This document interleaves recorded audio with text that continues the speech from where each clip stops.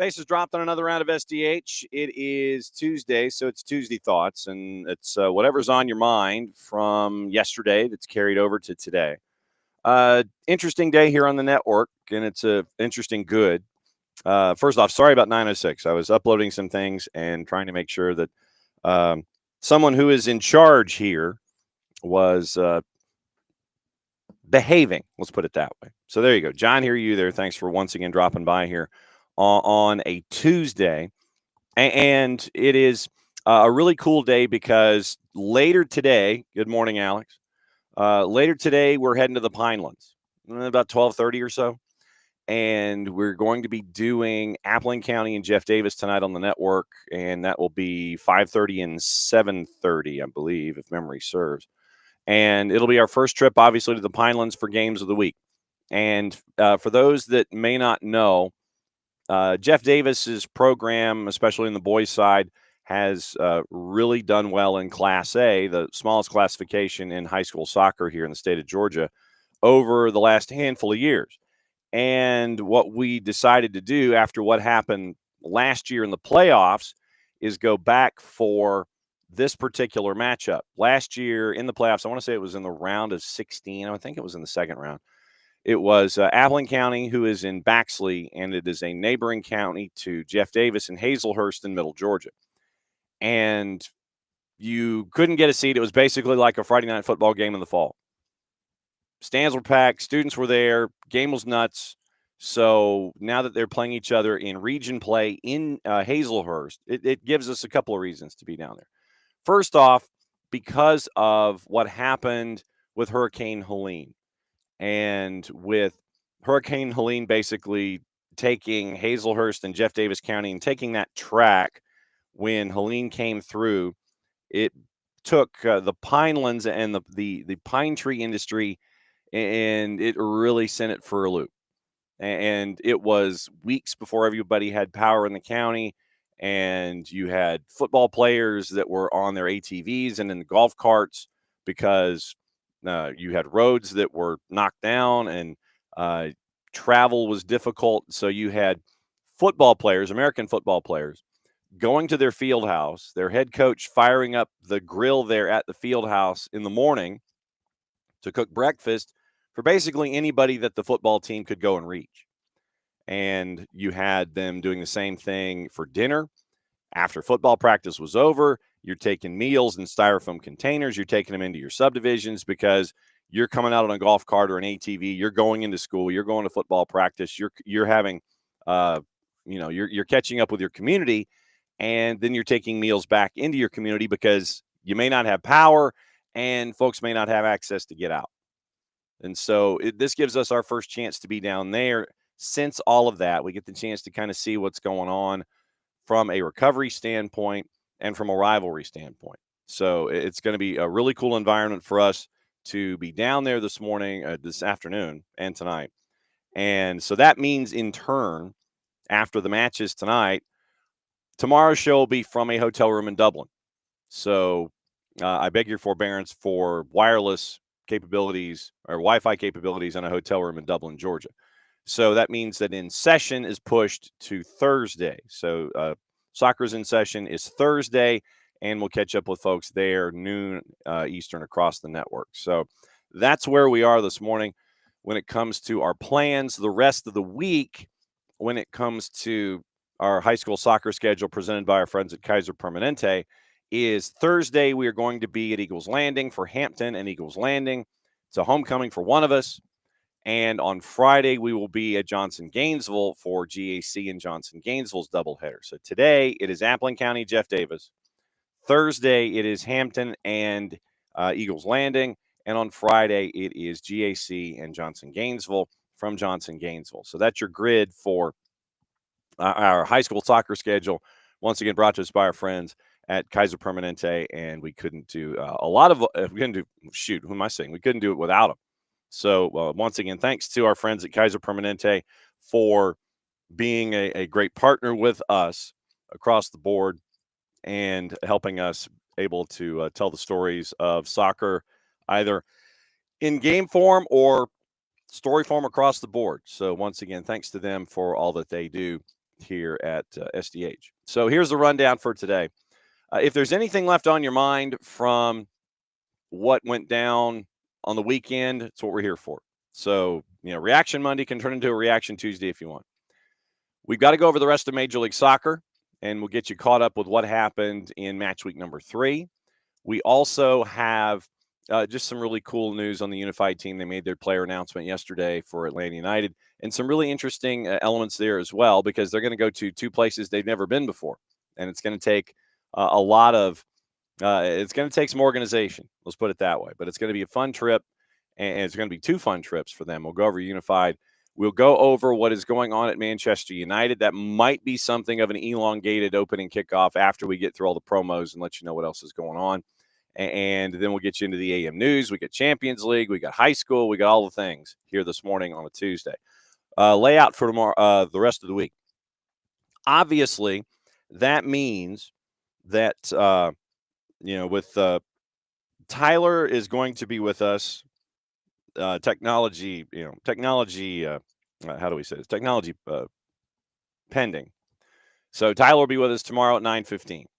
And we'll go through the weekend Major League Soccer and Atlanta United and all of those things. So we'll have that tomorrow as well. We are efforting some guests from League Season Pass. That might be later this week as well. And we'll be catching up hopefully with those folks. There's some really cool stuff that's going to be happening in Greenville suburbs tomorrow in Malden, South Carolina. And Ronaldinho and Greenville.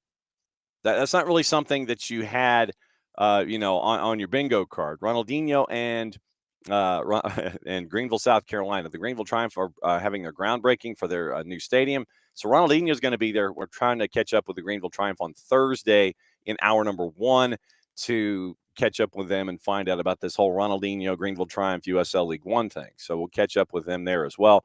So Wednesday is Tyler. Then hour number 2 is what everything else is going on that we'll catch you up with. And Thursday, once again, efforting Greenville, Power Hour in hour number 2 with Nino and Nico.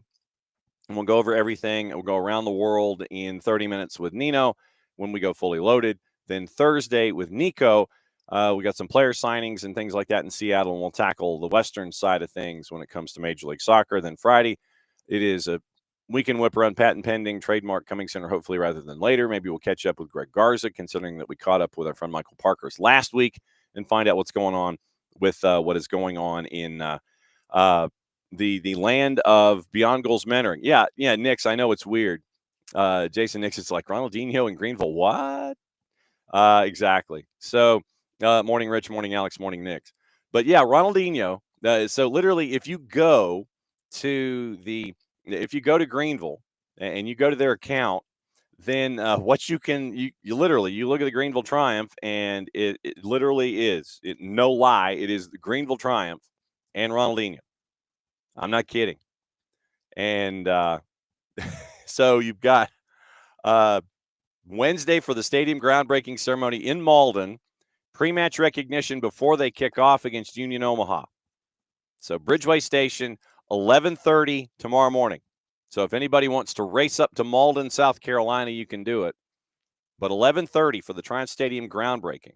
That's going to happen. That's happening tomorrow. So yeah. So tip of the cap to Greenville to bringing in Ronaldinho. So very, very cool. Very, very cool there. And it is a quick turnaround for the Triumph because they got a match in the midweek. So it's going to be a quick turn for our friends in Greenville because they're going to celebrate and then they're going to play. So that's what's going on with Greenville Triumph. Yeah. So Ronaldinho, Greenville. Yes. Because Ronaldinho has a bit of a stake in the Triumph now. And so that's kind of where we are with Ronaldinho. So yes, Ronaldinho, Greenville Triumph Stadium groundbreaking ceremony Wednesday, and then quick turn for the Triumph to play. No word on whether or not Ronaldinho has filed any paperwork to compete in USL League One, but anyway, you could have a part owner. Who knows? You could have a part owner playing for the Greenville Triumph, but we're trying to track down Doug Irwin and our friends in Greenville on Thursday and find out what's going on there. But like I said, Friday, it is getting you ready for the weekend.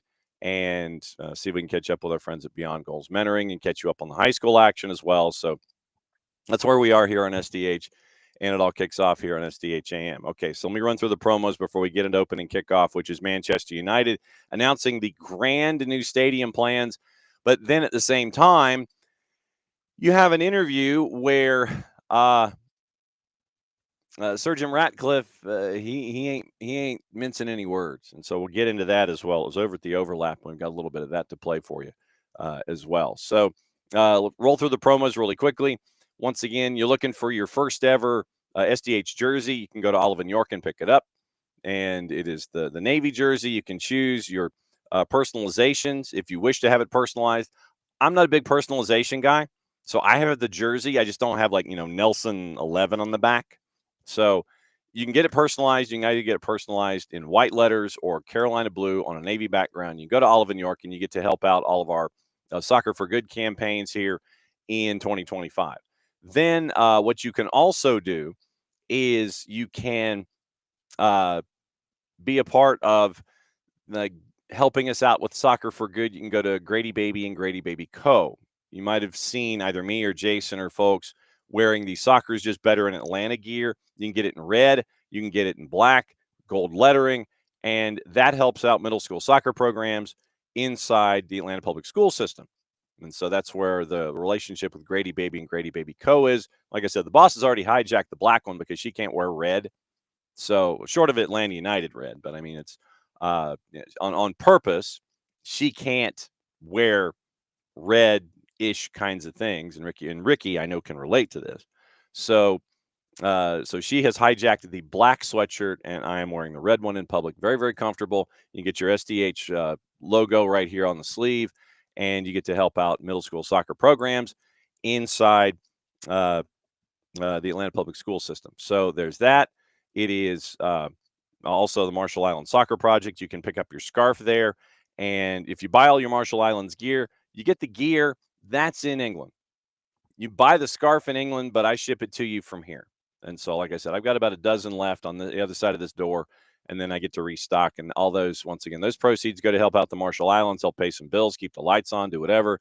TD Lloyd Hours is building the futsal footprint there on multiple islands. If you follow him on the 280 character app, and you can catch up there with what's going on. But yeah, they're building multiple islands worth of futsal competitions and things like that to try to have that as a base to go forward.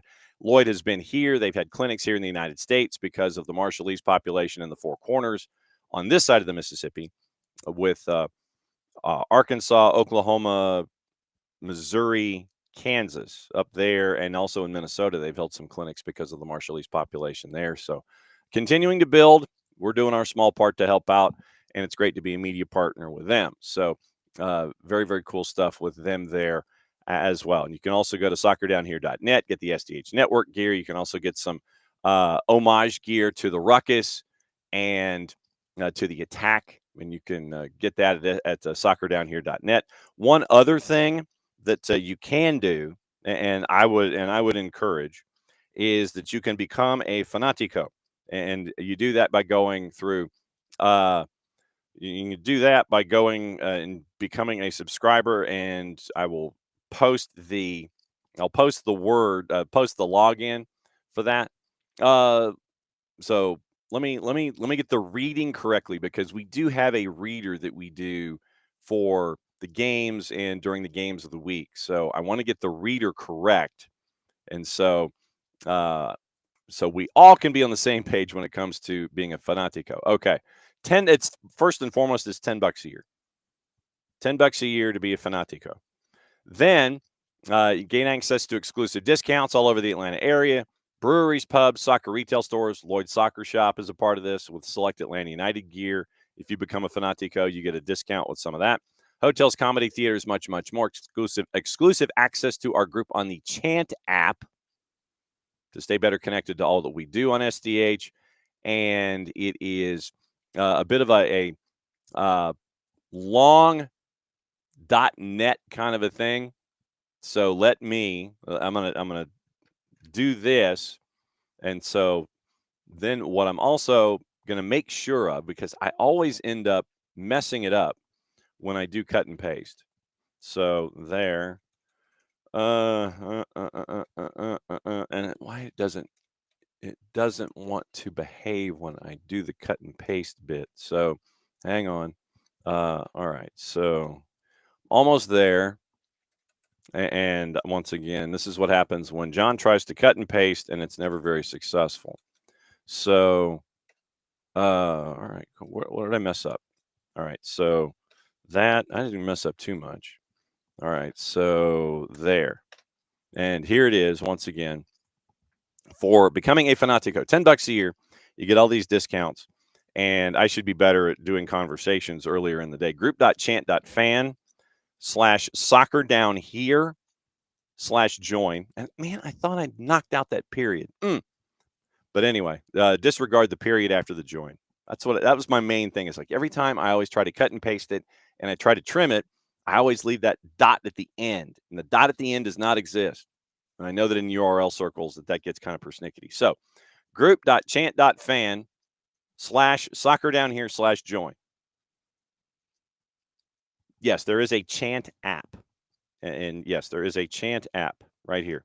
And so you download the chant app. And once again, group.chant.fan/soccer down here/join. You go and you can download this, and you end up becoming a part of our community here. And I should be better at saying hi to everybody here, and I'm really poor about that. And I apologize for not being better in the chant app to the Fanaticos. But Nick, to your point, the discounts, and I always like to talk about some of the partners that we have. So here, just as an idea, depending on your part of the city here in the Metro Atlanta area, but then there is some stuff outside. Brass Tap, Moxie Hotel Midtown, discount on food and beverage.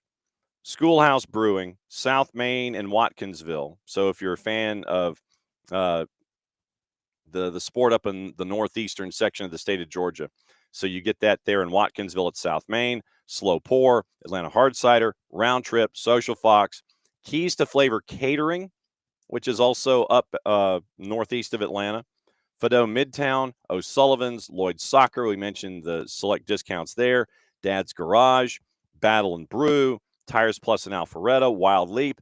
And this is the kicker for me, when I first went and I was starting to look through all of the places, I do not know, Kefsey. That is some question for folks that are more plugged into social media than I am. That would probably be a Jason question. But I would also encourage Kefsey to, hey, come on and join and be a part. So literally, there is a place, there is a joint, there is a hotel, there is a resort-ish kind of thing, that if you wanted to go to Costa Rica and you wanted to go to if you wanted to go to Costa Rica for any reason, like if you wanted to go see Herediano, Alajuelense, or Saprissa, just to go, or you want to go see a team play them in CONCACAF, then what you could do, literally, is that you could go to Chateau Arenal in El Castillo, San Ramon, Costa Rica. They're in here as a partner. Literally, they are in here as a partner, as a part of the Fanaticos section. As a part of being a Fanatico, you can get a discount off of a booking at Chateau Arenal in San Ramon, Costa Rica. And that blows me away. That the soccer community has that kind of reach, but then it doesn't blow me away that it has that kind of reach. Literally. So I mean, literally, seriously. I mean, that's crazy. So that's once again, go to group.chant.fan/soccer down here/join. Disregard the period at the end of it all. And Nix is now a Fanatico. So Nix, thank you very much for being a Fanatico and being a part of everything. Like I said, it's $10 a year. And then you get all these discounts and things like that. So group.chant.fan/soccer down here/join. So there you go. There it is. So that's all of the things this morning when it comes to all of our promos. And once again, thanks for being a part of everything there and all of the things that are attached to SDH. Okay. Now that it has come to the fore that Manchester United, and this is our buddy Ben Jacobs. Ben Jacobs has an article up over at Gimme Sport. And it is apparent now that Manchester United wants to build a 100,000-seat stadium. So this is topic number one this morning. They want to build a 100,000-seater to, rebuild the area of Old Trafford and sit there. And it's like, hey, we're new, we're shiny. And there's about a minute and 50 video that's up on their social media about how shiny and brand new and, awesome it's going to be when you build this kind of stuff. So Wembley of the North, they had an event in London earlier today at the offices of Foster and Partners, the architecture firm appointed to design the stadium in the district. So then you have Sir Jim Ratcliffe. He says his nice thing, and it's about 2 paragraphs long. And Lord Foster is leading the design. They were the architect behind the 2022 World Cup final at Lusail. So they created Lusail Stadium in Qatar. And so now they have been tasked with the idea of this 100,000-seat stadium for Manchester United. And so Lord Foster had a quote, and he said some positive things. So here's the brass tacks on it. Housed on land in the southwest corner behind the Stretford end. So it is not. It will lead to the eventual demolition of Old Trafford, but it will not be on the same property itself. Kind of like what Tottenham Hotspur did. It's like they built it next door to White Hart Lane. So you'll see things being built at the same time that things are still going on. And there will be a point where you're going to have to find a new home. Club estimate on the arena. Wider regeneration project has the potential to deliver. And once again, these are the numbers that were put out this morning. An additional 7.3 billion pounds a year. 7.3 billion pounds a year. And like I said, that is their estimate. And so, of course, you're going to, when you have a project, you're going to sit there and go, yes, this is what we think is going to happen. You will have consulted with your folks. You will have consulted with your people and your economists, and you sit there and you go, so what's it worth to us? And then your economists will come up with a number, and you sit there and you go, okay, well, then there you go. So that's what they are saying. They meaning the folks that are attached to, like the Foster's folks and Manchester United. That's what they're saying. So 7.3 billion a year to the UK economy and bring, quote, large-scale social and economic benefits to the community and wider region, including the possible creation. Like I said, possible creation. Once again, these are their words. The possible creation of 92,000 new jobs, more than 17,000 new homes, and an additional 1.8 million visitors annually. So what they are doing is they're banking on that 1.8 is probably a sellout figure times 17. Then people who want to come to the live, work, play area, which is what I imagine this is going to do. So it's live, work, play. We think it's going to give another 1.8 million visitors. The 92,000 jobs, you would imagine most of them are going to start off being in the construction industry, rolling over into the elements of the live, work, play environment that you anticipate happening there. So 17,000 new homes, 92,000 new jobs, 1.8 million visitors annually. Construction cost estimated at $2 billion, 2 billion pounds. And then Ratcliffe insists the Red Devils can pay for the stadium itself, government funding required for the wider project. Quote, the only basis upon which we can build a new one is if it's part of this government regeneration scheme. And remember, scheme is basically program in Europe. Where we think of scheme as one thing, scheme here and scheme overseas, two different ideas. So scheme overseas is program. Scheme here is scheme.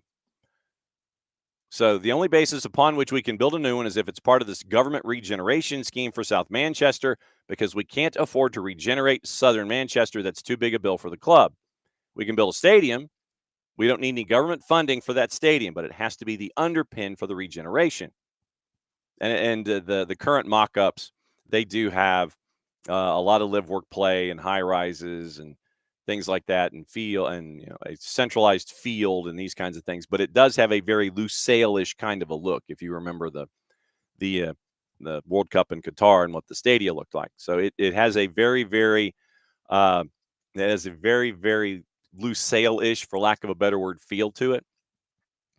Put together a task force led by Lord Coe to explore both a new stadium and the development of Old Trafford with an increased capacity of 87,000 also discussed. Even during that phase, Ratcliffe made no secret of his preference for a new build, but the process still required widespread engagement with stakeholders and fans before a final decision was made. Then Omar Barada had a quote. Lord Coe has a quote. Sir Alex Ferguson gets a quote. And so literally it's like this, and this. All these folks get quotes. All plans are backed by Andy Burnham, mayor of Greater Manchester, and a mayoral development corporation group is expected to work closely with Manchester United as the project becomes a reality. So basically, it sounds like a task force. A blue ribbon committee will be paired with Manchester United. A mayoral development corporation. So basically, that's like with the mayor's office. That sounds like a blue ribbon committee like we would have over here, either a blue ribbon committee or some kind of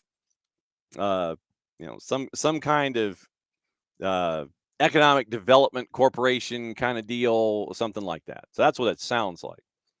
And so you're creating thousands of new homes and jobs. Burnham says if we get this right, the regeneration impact could be bigger and better than London 2012. So he continued to be quoted there. Ratcliffe believes the opening new 100,000-seater stadium will give Manchester United the best venue in Britain, add football and non-football revenue, which is important, and modernize the club.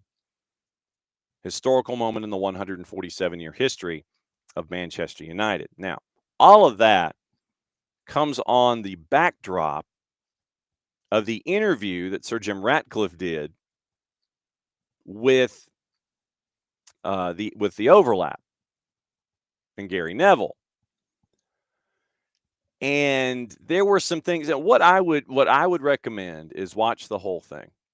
If you have not had the opportunity to catch up, is this one of the first times? I mean, because you certainly would not get this kind of an interview with the Glazer family. Malcolm, Avram, no chance. Gary Neville sits across the table from Sir Jim Ratcliffe. And here is part of, and what we do is we got the announcement out this morning about the new stadium. All of that comes on the backdrop of the interview that Neville did with Sir Jim Ratcliffe. Here is one of those clips that was stark when it came to the description of where the club is financially right now and where Ratcliffe is in the process of trying to turn the club around. So once again, this is courtesy of our friends at The Overlap, Gary Neville and Sir Jim Ratcliffe. Manchester United would have run out of money at the end of this year. November this year, the club runs out of cash. Do you realise how... That's sort of quite a big... But do you realise how bad that is to hear? I know that's a fact, by the way, because over the last 2 or 3 years, I think the fans who obviously got an interest in the business side of the club have been tracking the club's desperate situation, the mismanagement over the last 10 years. This is the richest football club in the world when it comes to revenue. Yeah. But because of... Top three. Three of us up there. Top three in the world. Yeah. And it's having to cut £40,000 from ex-players and now removing food from members of staff in the canteen. I mean, but the alternative isn't very tenable, is it? Which is the club goes bust at Christmas. We don't want that. No, absolutely. We don't want that. No, we absolutely don't want that. But we also have to, I think, make decisions in light of sort of the impact that they're going to have. Because, United, as you know, you're a fan, has a soul, has a heart. Yeah. And I think when it comes to food and Manchester United staff being fed, the idea of me eating differently than my compatriots who are in the office, the kitmen, the groundsmen, the people who are, to be fair, the sort of my friends at the club because I was in there for 25 years, I find that difficult from an inequality perspective. Yeah. However, I mean, I get that, Gary, and I understand that, but you have to deal with. We can't put our head in the sand. We have to deal with the problem. big problem, not a small problem, according to Sir Jim Ratcliffe. And he apparently made the rounds. That's just, a minute 35 of what he did with Neville. He also caught up with Sam Wallace over at the Telegraph. So I think that Sir Jim Ratcliffe was made available. Basically, okay, Sir Jim Ratcliffe, you need to take a day. You need to sit in this room. You're going to talk to folks. So you have the Neville interview. And so in the interview with Wallace, justified the 450 job cuts that were implemented, said that under fire manager Ruben Amorim is doing a great job and deserves a break from recent criticism. He admitted that appointing Dan Ashworth as sporting director and initially retaining Eric Ten Hag was a mistake. The club were paying a body language consultant £175,000 a year. How does that go? How do you become first and foremost, how do you become a body language consultant? Literally, how do you become a body language consultant? I'd like that gig. A body language consultant. So you go walking into the building and you sit there and it's like, well, I mean, does the body language consultant just wander through the building and sit there and look at people's body language? Well, on the second floor in accounts payable, they're kind of slumped over their desks. Secondarily, gee, I wonder why, if that was in fact the case. The players are walking upright. Well, yeah, they won this past weekend. Players are slumped over. They're not happy coming into the office. Well, yeah, they got blown out. Accounts payable, they're kind of just slumped over their desks and they don't want to talk to anybody. Hey, the ambassadors, they're feeling pretty good. They're sitting up straight. Folks are sitting up straight in the mess hall. They like the food. $175,000, £175,000 a year. Sorry, I keep drifting into dollars. £175,000 a year for a body language consultant. I could see where that would be an extraneous expense. Apparently, Sir Alex Ferguson also was a little grumpy after being told his £2 million a year deal was ending. United is going to spend £100 million this summer on fees for players they already own. And a plan is in place to make United the most profitable Premier League club within 3 years. Now, remember, Ratcliffe, who bought just under 29% of the club from the Glazers a year ago and has complete control over the football operation. Basically, the Glazers are like, here's the keys. Yeah, here's the keys to the car. We're going to sit over here and we're going to drink lemonade and do whatever. Yeah, you can go ahead and do your thing. Said cutting the staff by 450 was unavoidable if the club wanted to stabilize finances and rebuild the squad in the summer after losing £410 million over the last 7 years. Over the last 7 years, £410 million. That the cutting of the staff was unavoidable. Scrapping hot meals to save, ending free lunches for staff at Carrington, the training ground. Hot lunches scrapped for everyone but players and an end to free lunches for staff at Old Trafford with a view of saving more than £1 million a year. Once again, they plan on closing their Kensington office, the downtown London office. They want everything moved back to Manchester because apparently it's a large office building and it's not getting a whole lot of use.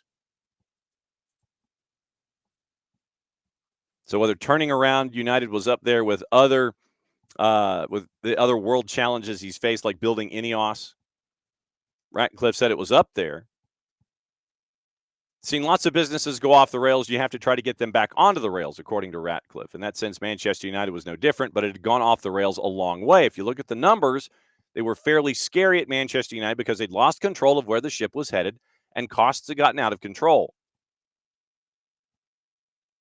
You do that for a prolonged period of time, it ends up in a very difficult place. At the end of 25, Manchester United would have run out of cash.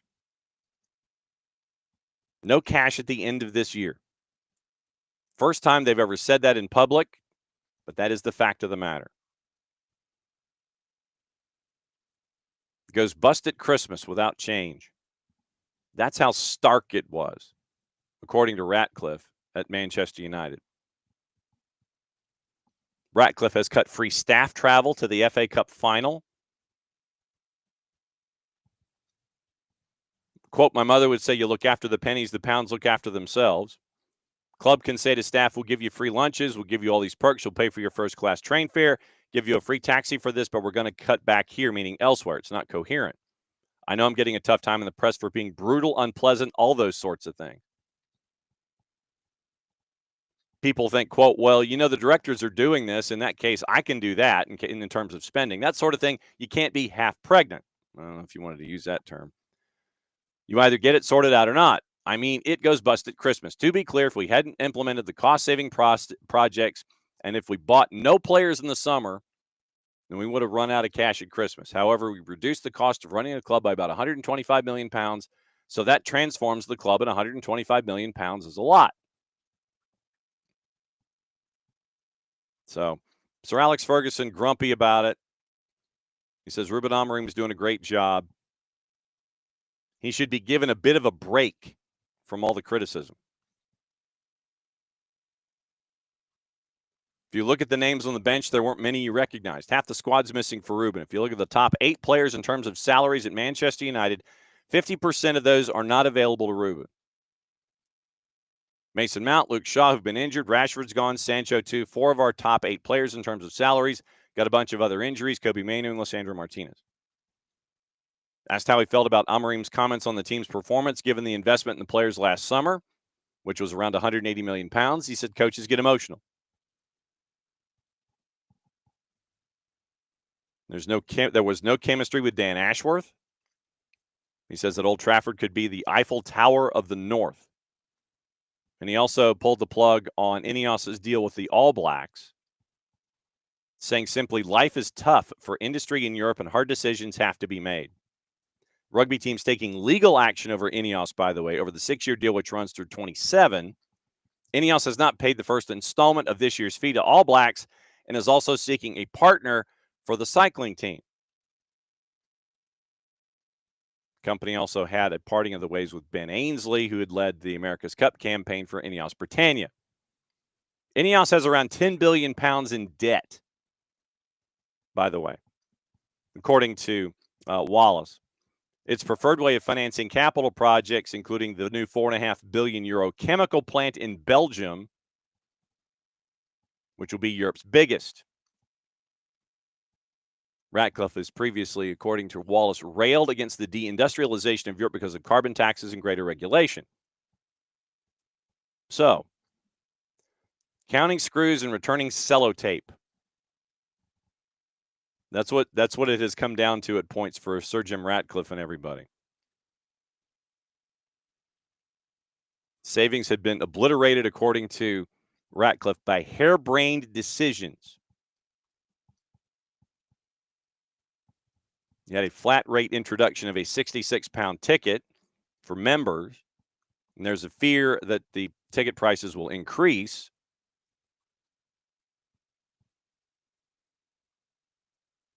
Most acknowledged that the workforce that stood at 1,100 when Ratcliffe first entered the building had become bloated. Change was needed. There's a bit of a deep dive at Telegraph where you had employees that had gone on the preseason tour last year, told jobs were safe. Then they were pulled into a room days later, told they were, in fact, at risk.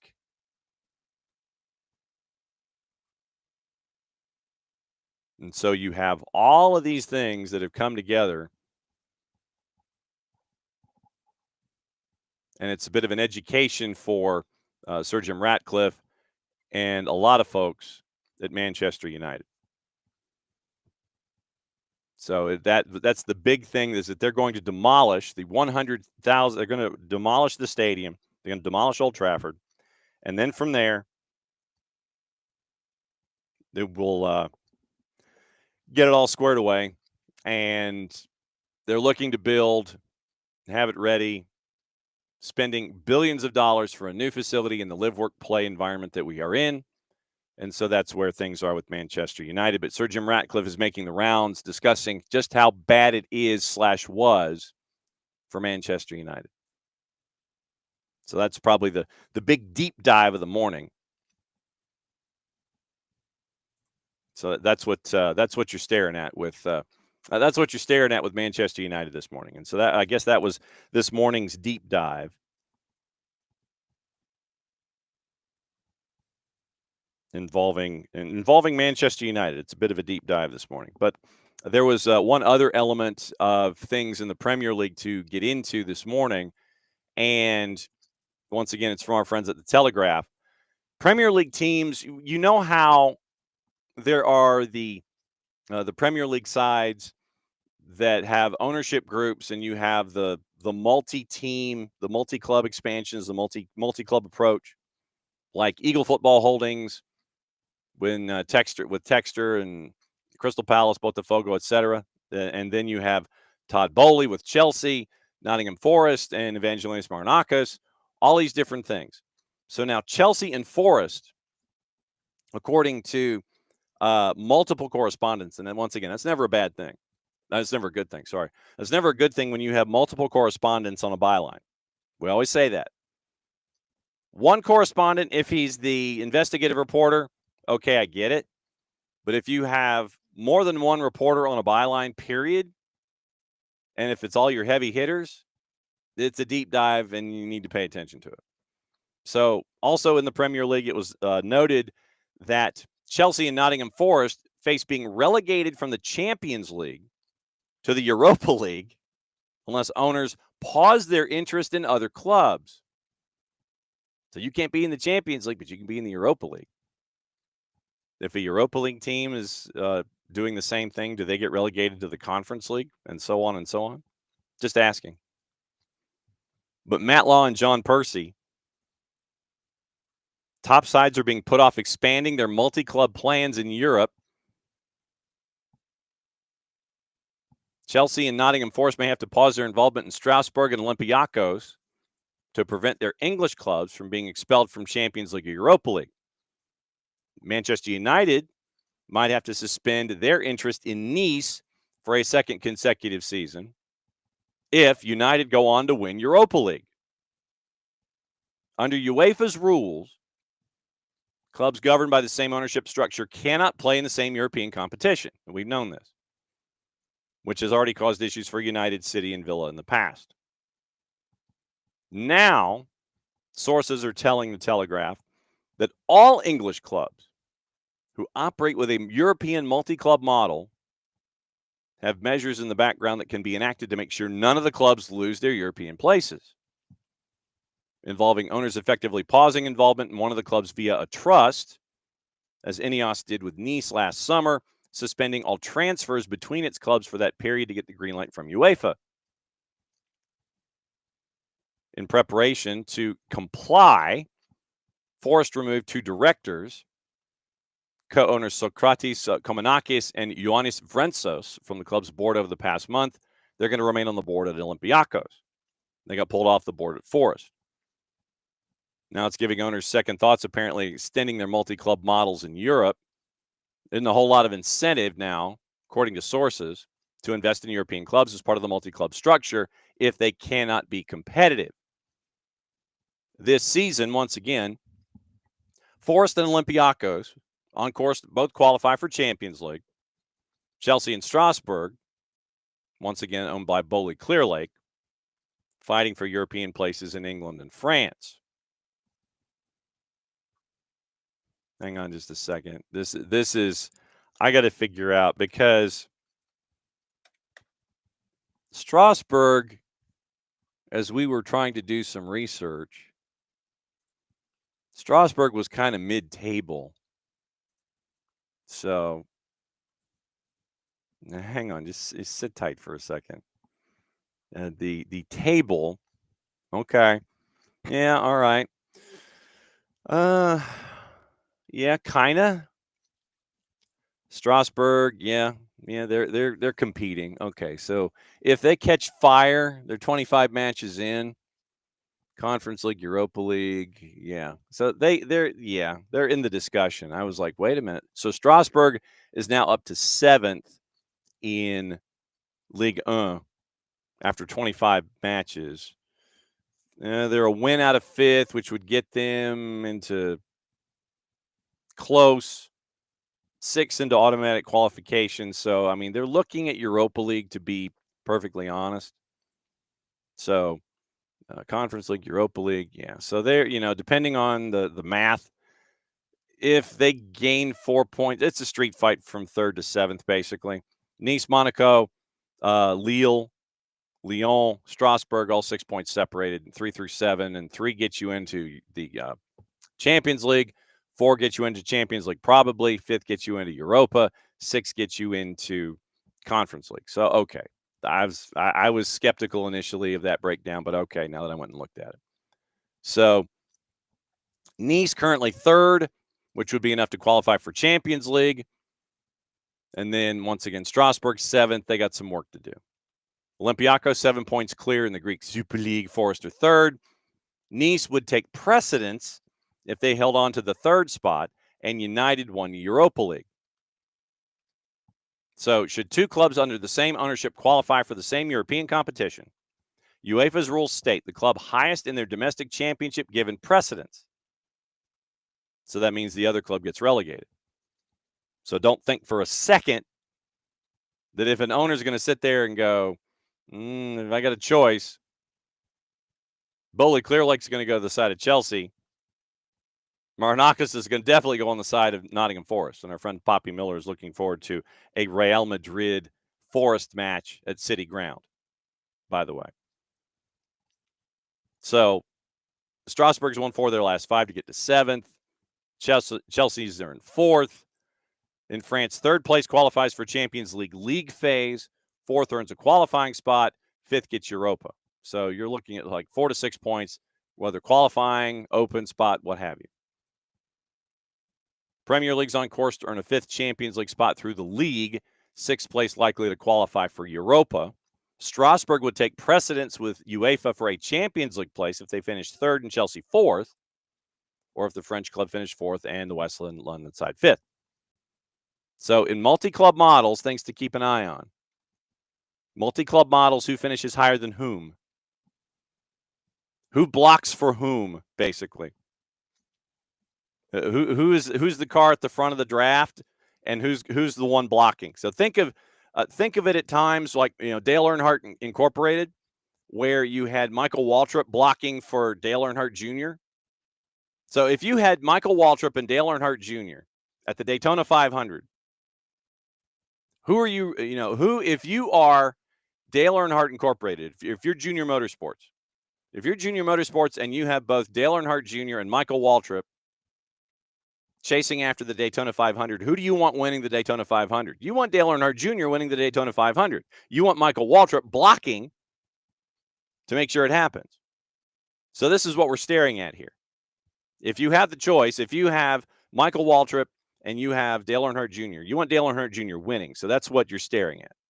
So you want to try to figure out how Dale Earnhardt Jr. can win the Daytona 500. That's what you're looking at with these teams in Europe in the multi-club model. United had a similar scenario last summer after they qualified to the Europa after winning FA Cup, but Nice qualified for the same competition after finishing higher in the domestic league. So United, so they wouldn't get relegated to Conference League, Ineos transferred their shares in Nice into a blind trust.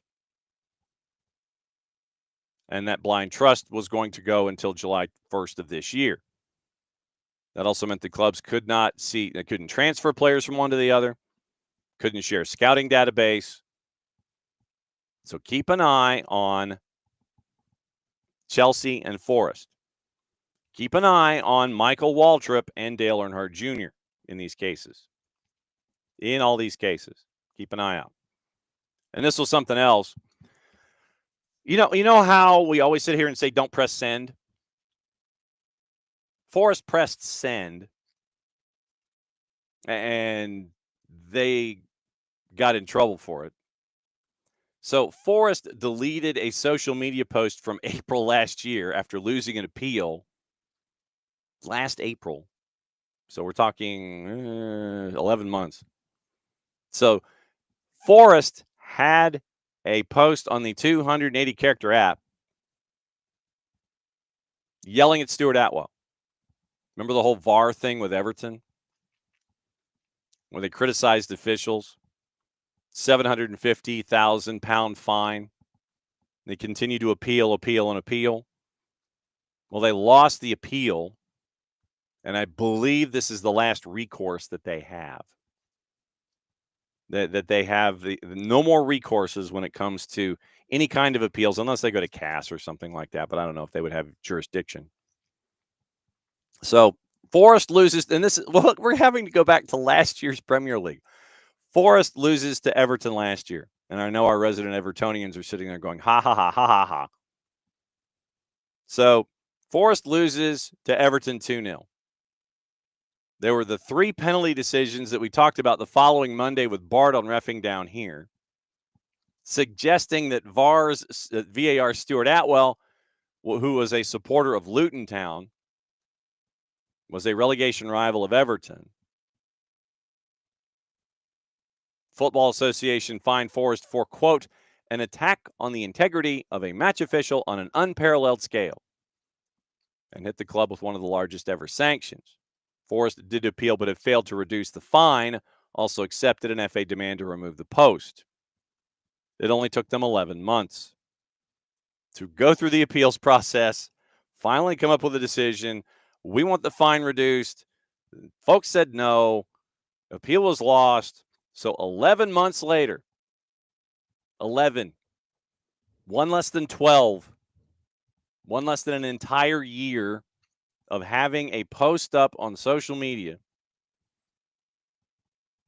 they finally get to the end of the line in the appeals process and have to pull down the comments from 11 months ago where they yelled at Stuart Atwell for being a Luton fan. But at the same time, I imagine Evangelinus Marinakis, he has the, let's see, how do we phrase? He has the bank to where if it's £750,000, yeah, he can pay it. He doesn't want to, but he'll pay it anyway.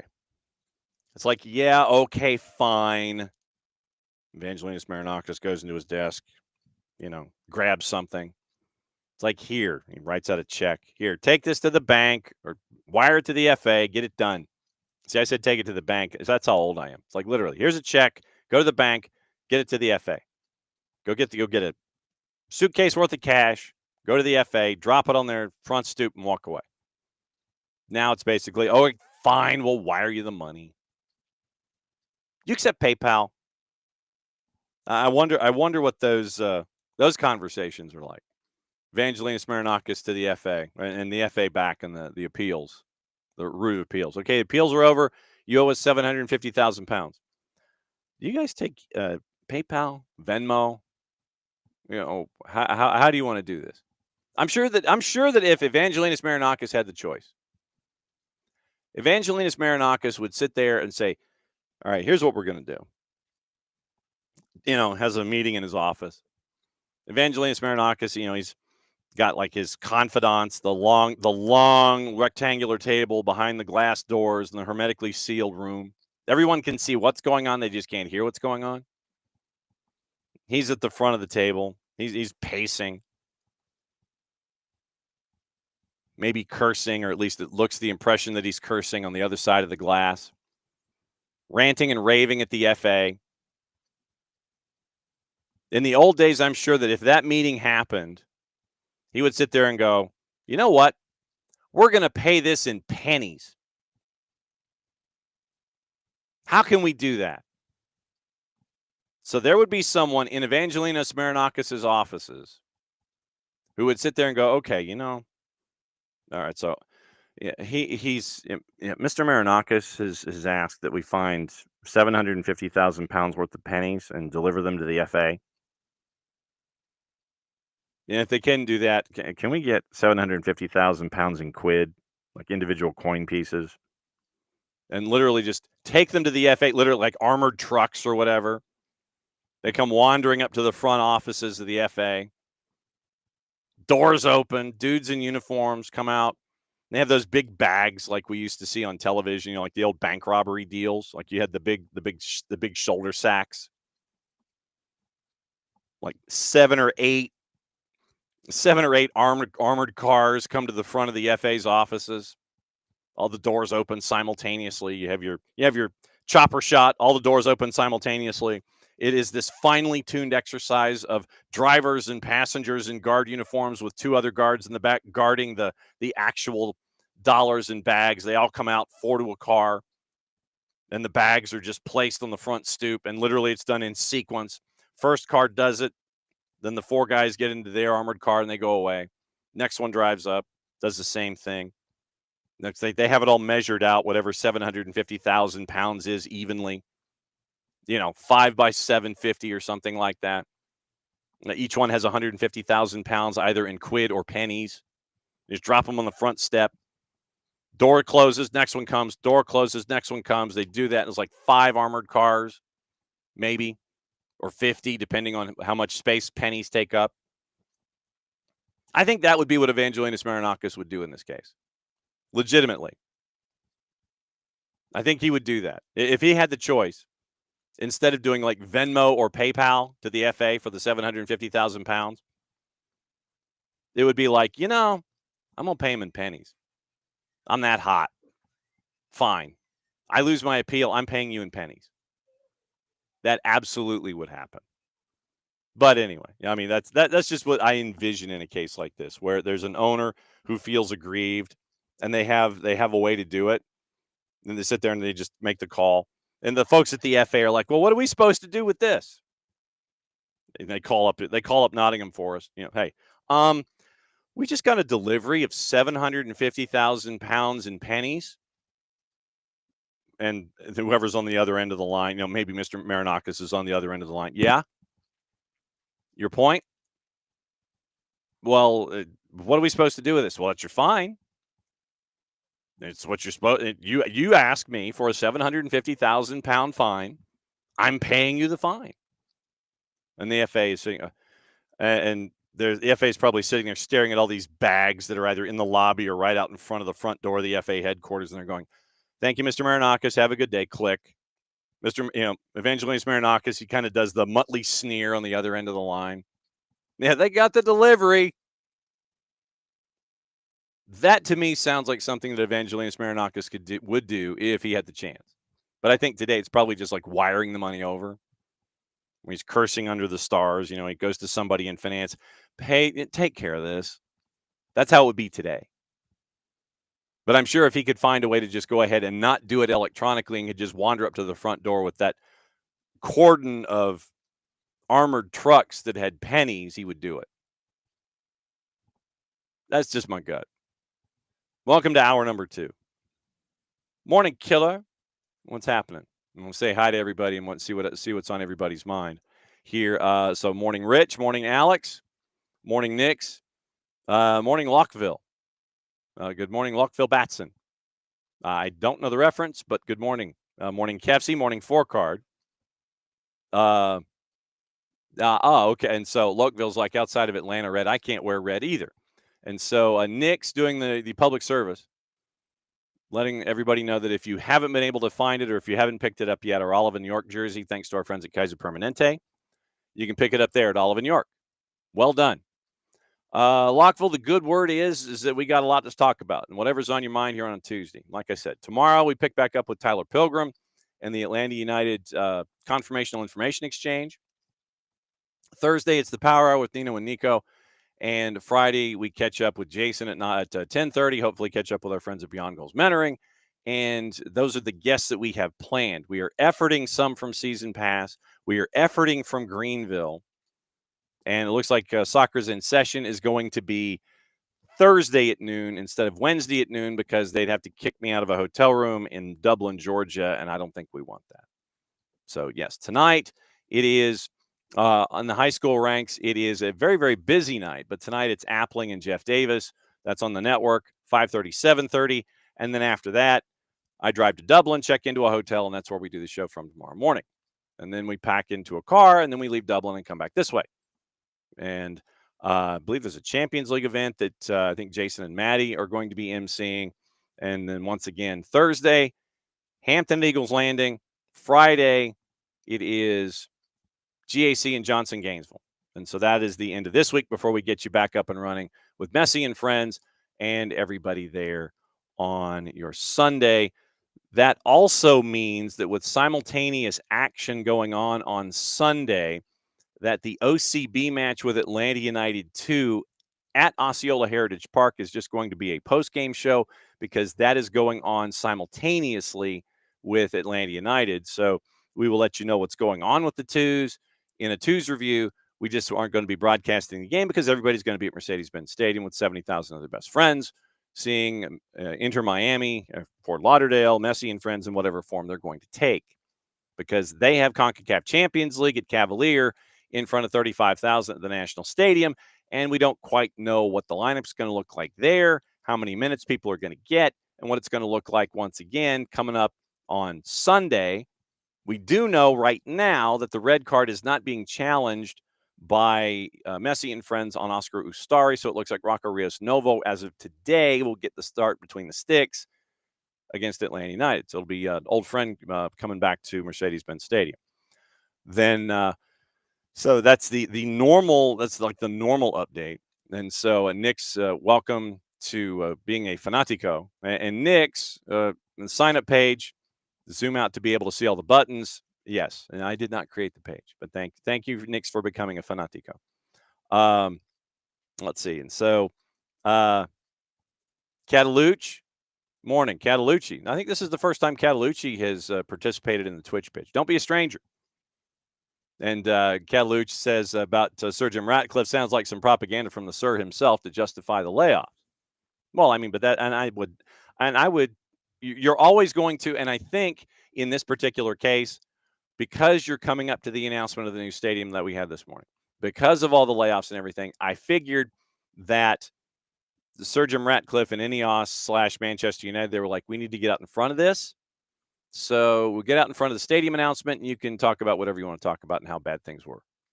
So that's my guess anyway. KFC talking about summer series isn't helping making a working model, but still looking forward to Everton's victory over Manchester United here in August. Yeah, and the fact that Bournemouth is a part of the summer series, I thought that was intriguing as well. That Bill Foley has an interview up, I believe it's in the Athletic, discussing things about what it's like for him to be a Premier League owner. And let me see the rundown here, because it's the 4 teams in the round robin, and part of it is going to be at Mercedes-Benz Stadium. So July through August of 2025. Right now, July 26th at MetLife, it's a doubleheader. Everton, Bournemouth, Manchester United, West Ham. Soldier Field 4 days later. West Ham, Everton, Manchester United, Bournemouth. And then Sunday, August 3rd at Mercedes-Benz, Bournemouth, West Ham, Manchester United, and Everton. So 2 and 5.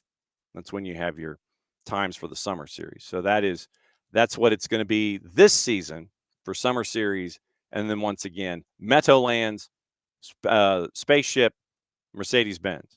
So that's so they're going to keep everything up from Club World Cup.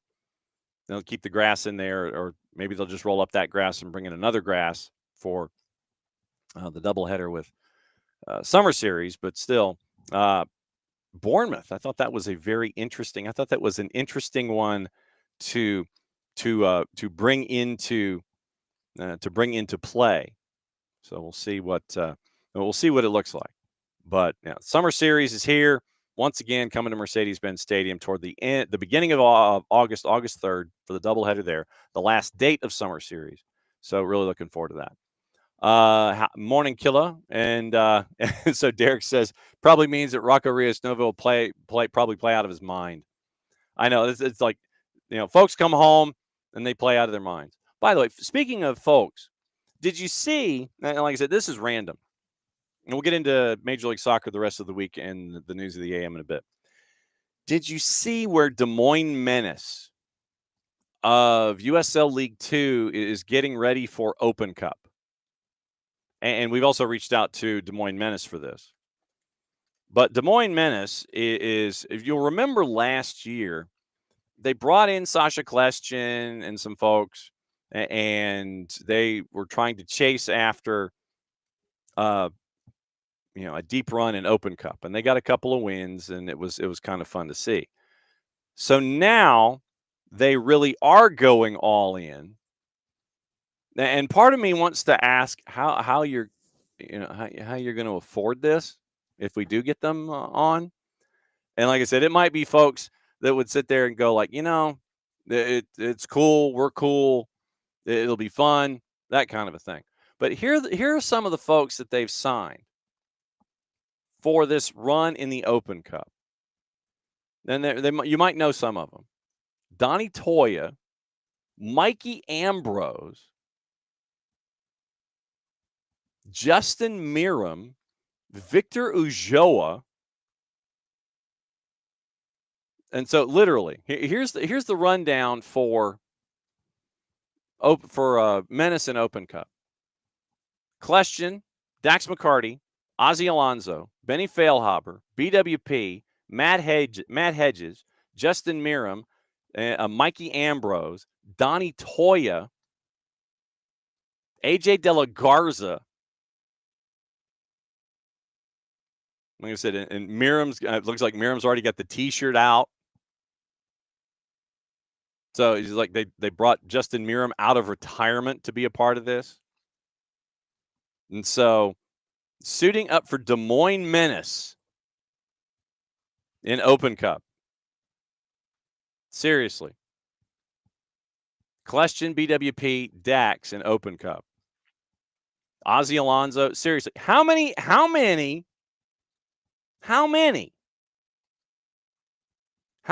ex-Atlanta United players are now relocating to Des Moines for the Open Cup? I mean, let's think about this. Dax, Ozzy, Miram, Mikey. I think Donnie Toya was like a brief expansion draft pick. So 4.5.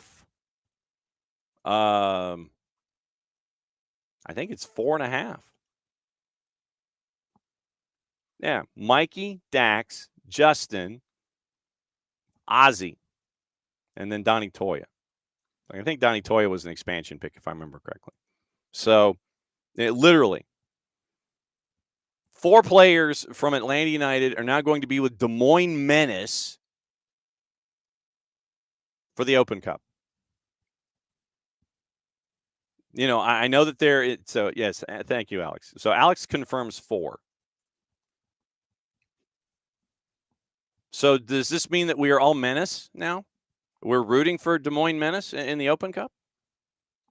But it's like, okay, we're signing this person, this person, this person, and this person. Seriously.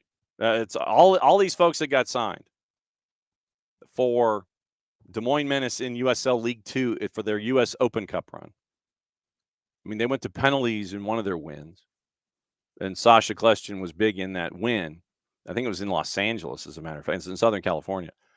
So, yeah, 4 Atlanta United players, former Atlanta United players, ties with Atlanta United, are now part of Des Moines Menace in U.S. Open Cup. Like I said, we are chasing. If you count Sasha, it was 5. Yeah, there you yes. Okay, so line of the day to Alex. If you count Sasha, it was 5, owned by ATL Williams at Atlanta. Yeah, got jokes. Definitely got jokes. Nothing wrong with jokes. But, yeah, so 4 former Atlanta United players are now with Des Moines Menace for their Open Cup run here in 2025. 4. Mikey's not going to be afraid of anybody. Neither is Dax. Could you imagine that midfield? You get Mikey playing at the back. You got Dax in the midfield. Justin Miram up top with BWP. And Sasha Kleshin. Matt Hedges at the back. I mean, there's some troublemakers in there. But, yeah, so, we have reached out to Des Moines Menace and their GM to try and find out and get to the bottom of this. Because my biggest thing, how are you paying for this? How are you paying for this? I mean, I want to know. How are you?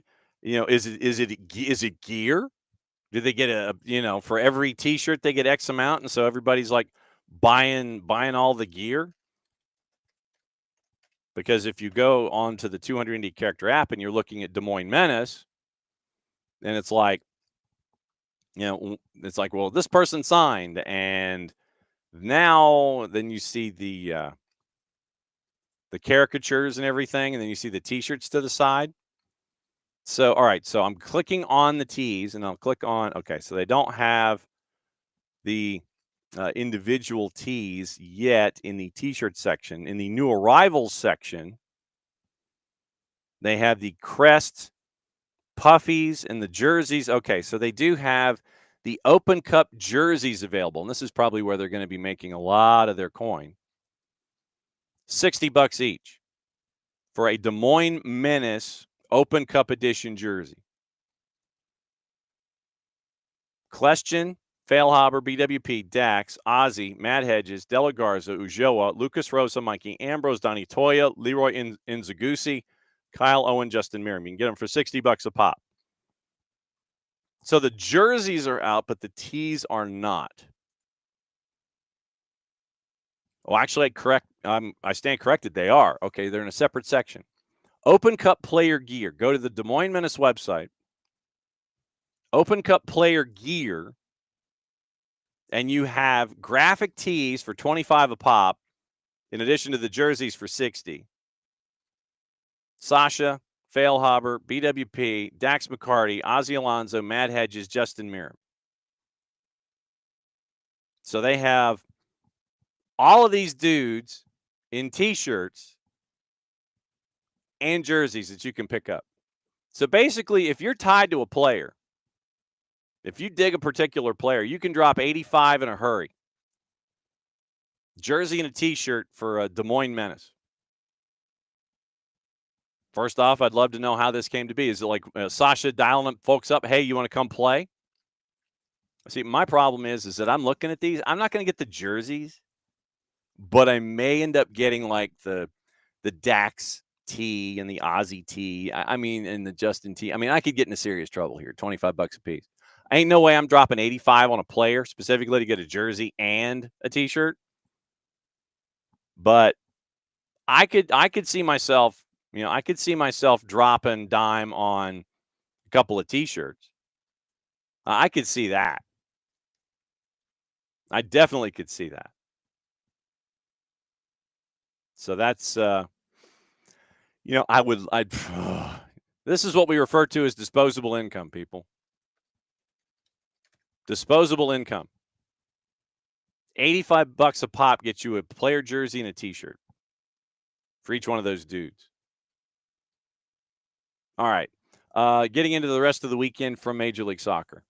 We got to get into that because we've talked about Atlanta United, and as we go, we have the stuff from Ronnie Dyla. I finally figured out what was wrong with my computer, and it was me. So we've got those long-form sound bites with Ronnie Dyla discussing progression, player progression, patience, what went wrong, all those kinds of things, what they need to look at. And Ronnie, first and foremost, says, I have to look at myself. So the players are confident. And Ronnie also said, hey, look, we've only been together for 7 weeks. So it's part of a longer term plan.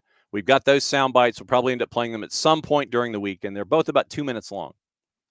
And what I like to do here is play the whole thing. I don't like to sit here and trim something down because we have 2 hours every morning.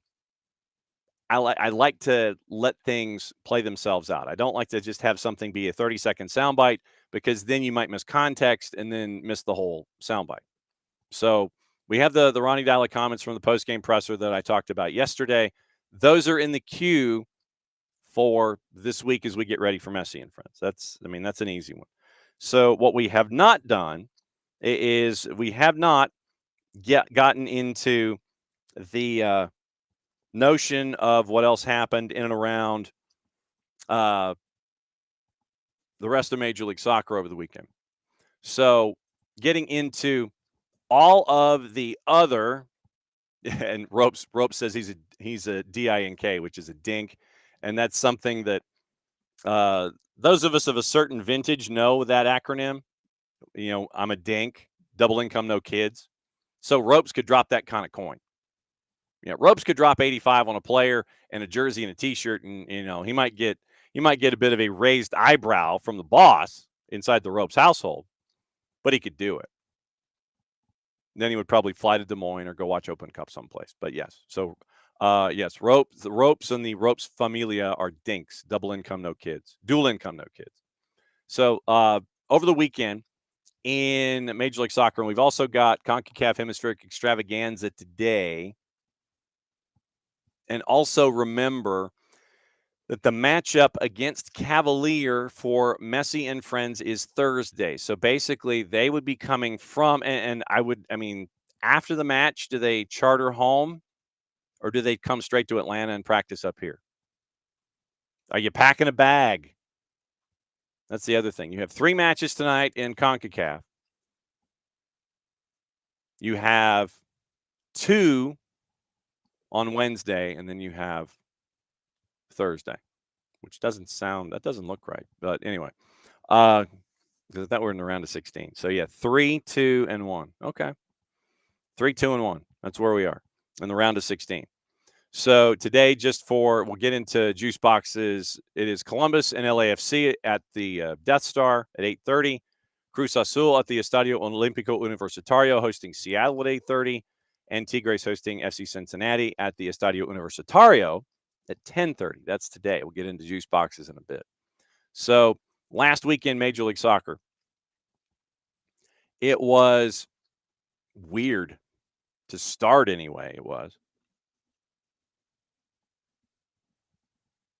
goalless draw with Columbus and Houston.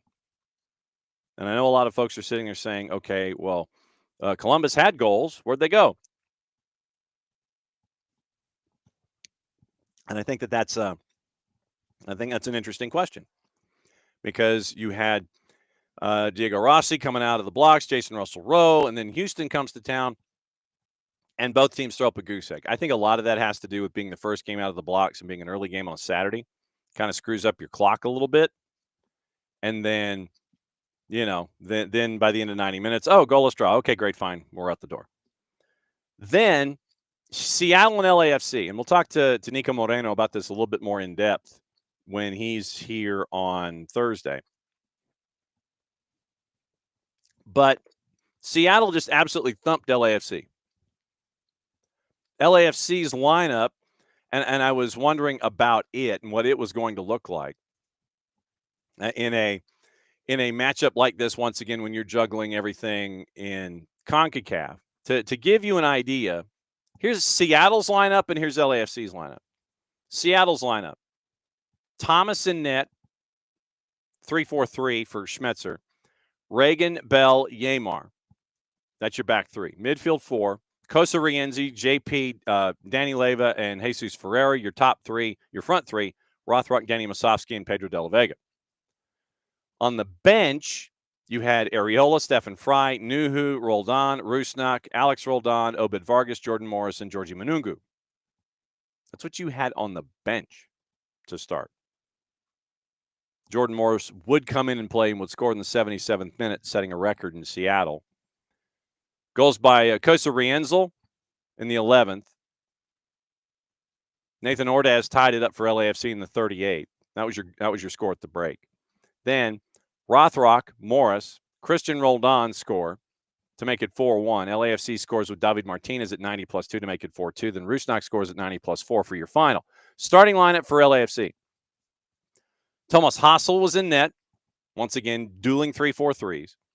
Segura and Kosi Tafari and Aaron Long. That's your back line for LAFC. Then you had Mark Delgado. I think he's Mark Delgado. Artem Smolyakov was getting minutes, one of their U22 pickups in the offseason. Delgado, Saldana, Sergi Palencia, Nathan Ordaz, Olivier Giroux, and Yaya Boa. On the bench, Hollingshead, Denny Bouanga, Obobisi, David Martinez, who did get minutes, Igor Jesus, Marlon, Nielsen, and Under.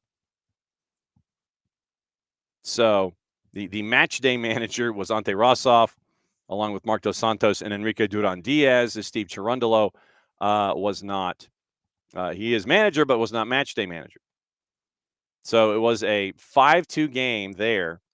That lineup for LAFC going up against, and they were rotated lineups, and LAFC got thumped. Warning sign, take your pick. Yes or no? So Kosa Rienzi gets in the 11th minute and just you're scoring like crazy, and it's 5-2 by the time you're done. Like I said, you know what happened with Atlanta and Red Bulls? Like I said, we've got Ronnie Dyla stuff that we can talk about as the week goes on, as we get closer to Inter Miami. Cincinnati beat Toronto 2-0. No real surprise, because Toronto, it's like, while Alex got jokes, Toronto got problems. Toronto got problems. And now we're almost turning into a match race to figure out who's going to be first. And we talked about hot seats at the beginning of the season. And, like I said, I don't know if Robin Fraser is hot seat material. I don't know. No, so Ropes has a kid in college, so he is broke. Sorry about the dual income, no kids. But yeah, it was weird. You end up with no goals for a lot of the time, and then ish happened late, and you end up with goals and close finishes with goals on the board. I don't know what's up with Toronto. It's just Toronto is a fire of dumpster proportions, and we might be insulting dumpsters. I don't know. Nothing on the board for Toronto again. Like I said, I don't think Robin Fraser's on the hot seat, but it's just it is not good. It is not good at all. Only had 44% of possession, half as many shots, one shot on goal going up against Cincinnati. I'm checking any other big numbers. 6 saves on the day. 6 saves on the day, and you still let in 2. I mean, that's lineup for Toronto, by the way, in that one. Spicer, Bernadeschi, Bryn Hilson is your front 3. Matty Longstaff, Davey Flores, Jonathan Osorio, your midfield. Nixon Gomes, Kevin Long, Zaynmon Lewis, and Kosi Thompson with Sean Johnson in net. That really doesn't instill a whole lot of confidence. Does not instill a whole lot of confidence if you are a fan of Big Red or not. But yeah, Toronto, they got issues. DC beat Kansas City. DC was a slight favorite, and once again, I looked at that one and I was like, just because you're not really sitting there looking at either team and you're going, PK by Benteke and a goal by Jose Kajima 8 minutes later, after being down 1-0 after an Eric Tommy goal in the 53rd. So the stunner there, 2 goals in 8 minutes, and DC gets the Duke. Philadelphia continues to have this thing called offense. I don't know where it's coming from. Short answer is Ty Barabo. 2-0 over New England. And Caleb Porter might be on that hot seedy thing that we keep talking about. But Barabo scores again. And so, maybe I wonder if this continues to reinforce what we think about New England, or if it were thinking and seeing about Philadelphia. Is this a sustainable long-term thing for Philly, or is New England just in trouble? I'm tending to think that our friends in New England might be in trouble, and I think that Caleb Porter might be first one out. Like I said, that's just me thinking out loud about on all of this. So when you look at the recap for this particular match from our friends up at Blazing Musket, they seem to be running into the same issues. The same issues continue. So it's You're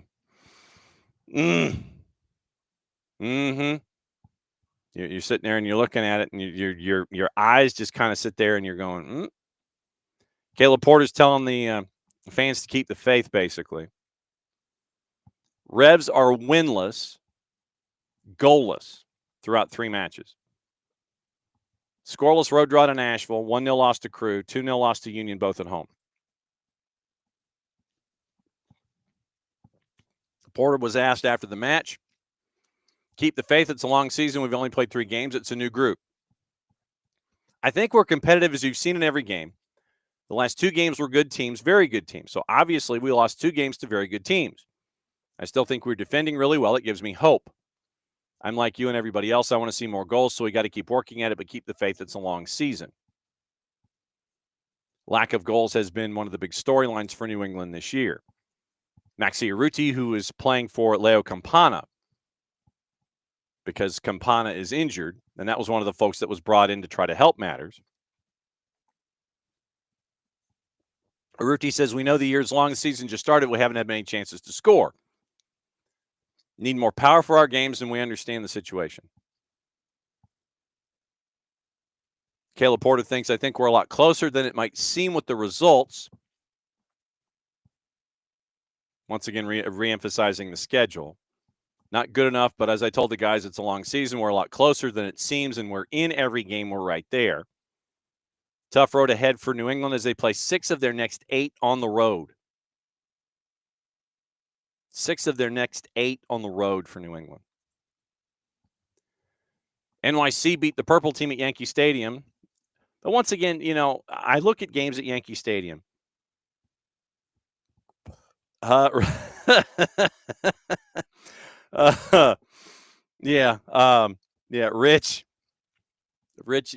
did not miss the conversation. Now, okay, so Rich, I've got to ask. Rich says, am I late to the conversation of the best soccer team in Major League Soccer? I have to ask. A, do you play fantasy? And B, is Ty Baribeau on your team? And did you have him from the beginning, or did you pick him up? Rich Ransom, for those of you who are new to us here at SDHAM, is our resident Philadelphia Union fan who is from the area and actually gravitated to the show. He's one of our originals.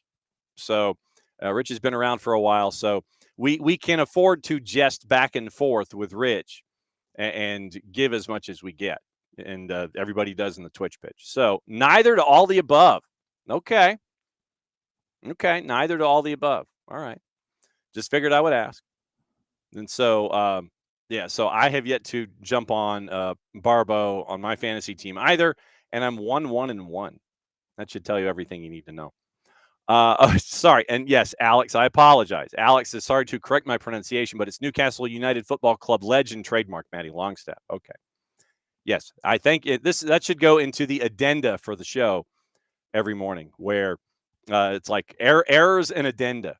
It'd be a long errors show if we did an errors program, like at the end of not Curb Your Enthusiasm. What's the Tony Reale show?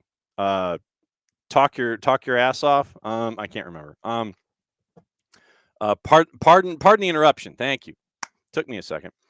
But yeah, at the end of PTI, you would always have the Tony Reale section before he went and did the other show, where it would be like errors and addenda and that kind of a thing. If we did errors and addenda with me, we'd be going into a third hour. Around the horn. Thank you.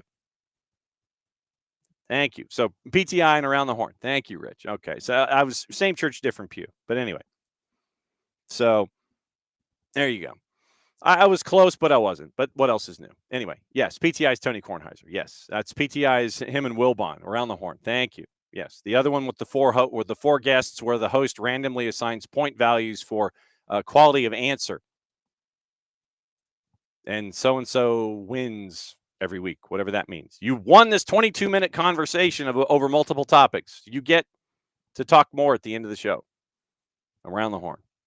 So yeah, when at the end of Around the Horn, they would always do the fixes, and then Reali would do the fixes, and so that's what we would need here. We would need somebody to do the fixes, and then they would have to do all that stuff. But anyway, I was close, but I wasn't.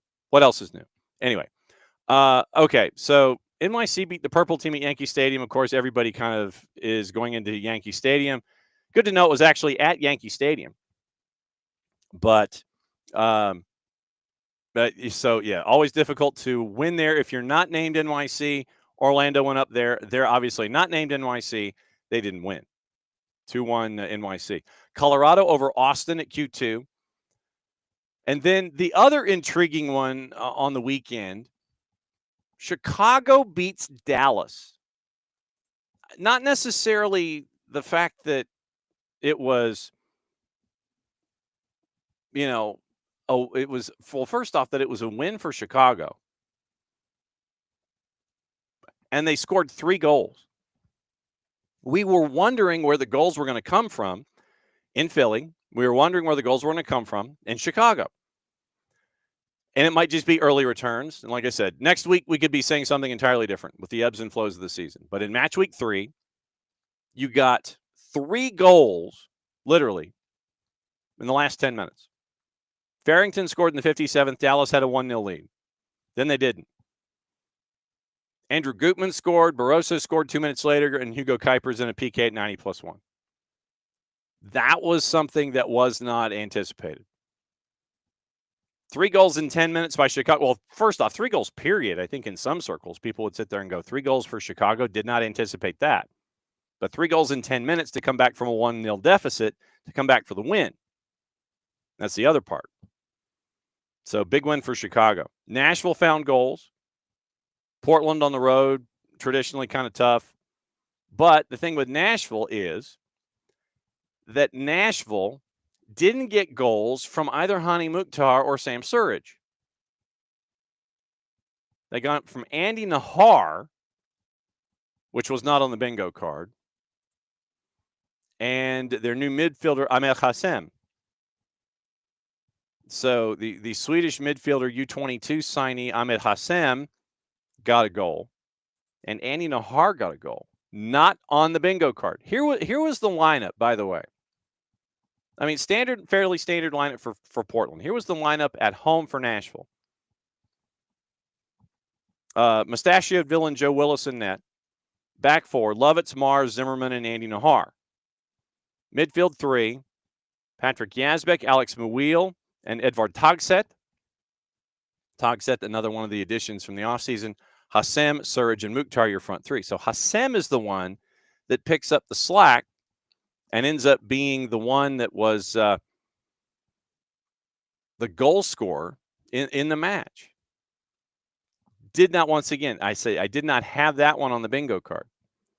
Because what you always are trying to do with Nashville, try to give them a third option. You pin in Hani Mukhtar, and BJ Callahan trying to do things other than send it long and have Hani do magic, which is kind of what Dean Smith seems to be doing with Wolf Saha early in the season in Charlotte.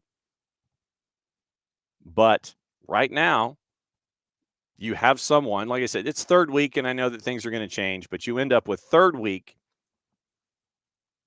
and Hassem ends up being that other option that you were looking for. So Hassem scores in the 68th. Andy Nahar scored late first half. 1+1 is 2. You beat Portland 2-0. So keep an eye on Hassem as that other individual that you have to keep accounted for. San Diego beat RSL.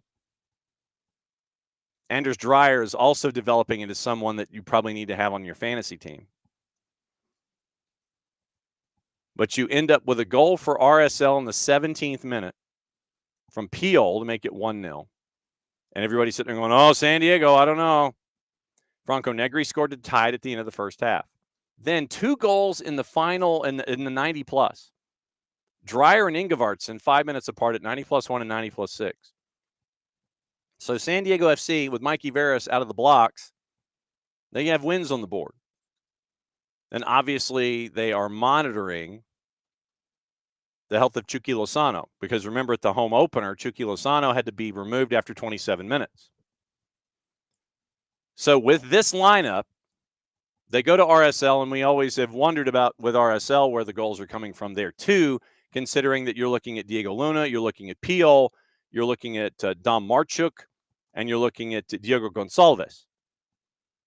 That front four, I don't think, short of Luna, that front four for RSL doesn't really have a whole lot of fear in people. So you had Ingevartsen, Tomas Angel, and Anders Dreyer. Behind them, Anibal Godoy, Luca De La Torre, and Jeppe Tverskov. Negri, McVeigh, Paddy McNair, and Jasper Löffelsen in front of CJ Dos Santos. But seriously, if you looked at the lineups going in, which one would put the more of the fear of you-know-who in you? The San Diego FC lineup or the RSL lineup? And I frankly would say the San Diego FC lineup. Because of what we've seen from Dreyer, the name value of Luca De La Torre, Tomas Angel with what he did up the coast when he had the opportunities. But yeah, RSL is not putting any kind of fear in me whatsoever, so I would have leaned towards San Diego here. And San Diego gets 2 and 90 plus, you end up with a win. So San Diego, early returns, Mikey Veras, Coach of the Year, Mikey Veras. Vancouver shut out Montreal. Montreal on the road, not a surprise. BC plays a tough place to play, 2-0 win there. Minnesota over San Jose, 1-0. That's a bit of a surprise. But the other thing is San Jose did not have any goals on the board. At home, Kelvin Yeboah scored in the 32nd for the only goal of the game. And like I said, to Rope's point, not a whole lot of goals. San Jose had 2/3 of the possession. Basically, Minnesota was like, yours. Don't want it. 15 shots to San Jose, 3 on target. 10 for Minnesota, 6 on target. 10 blocks for San Jose, by the way, 2 for Minnesota. Minnesota had a higher XG if you believe in those kinds of things. 5 saves on the day. 13 fouls for Minnesota. 8 for San Jose.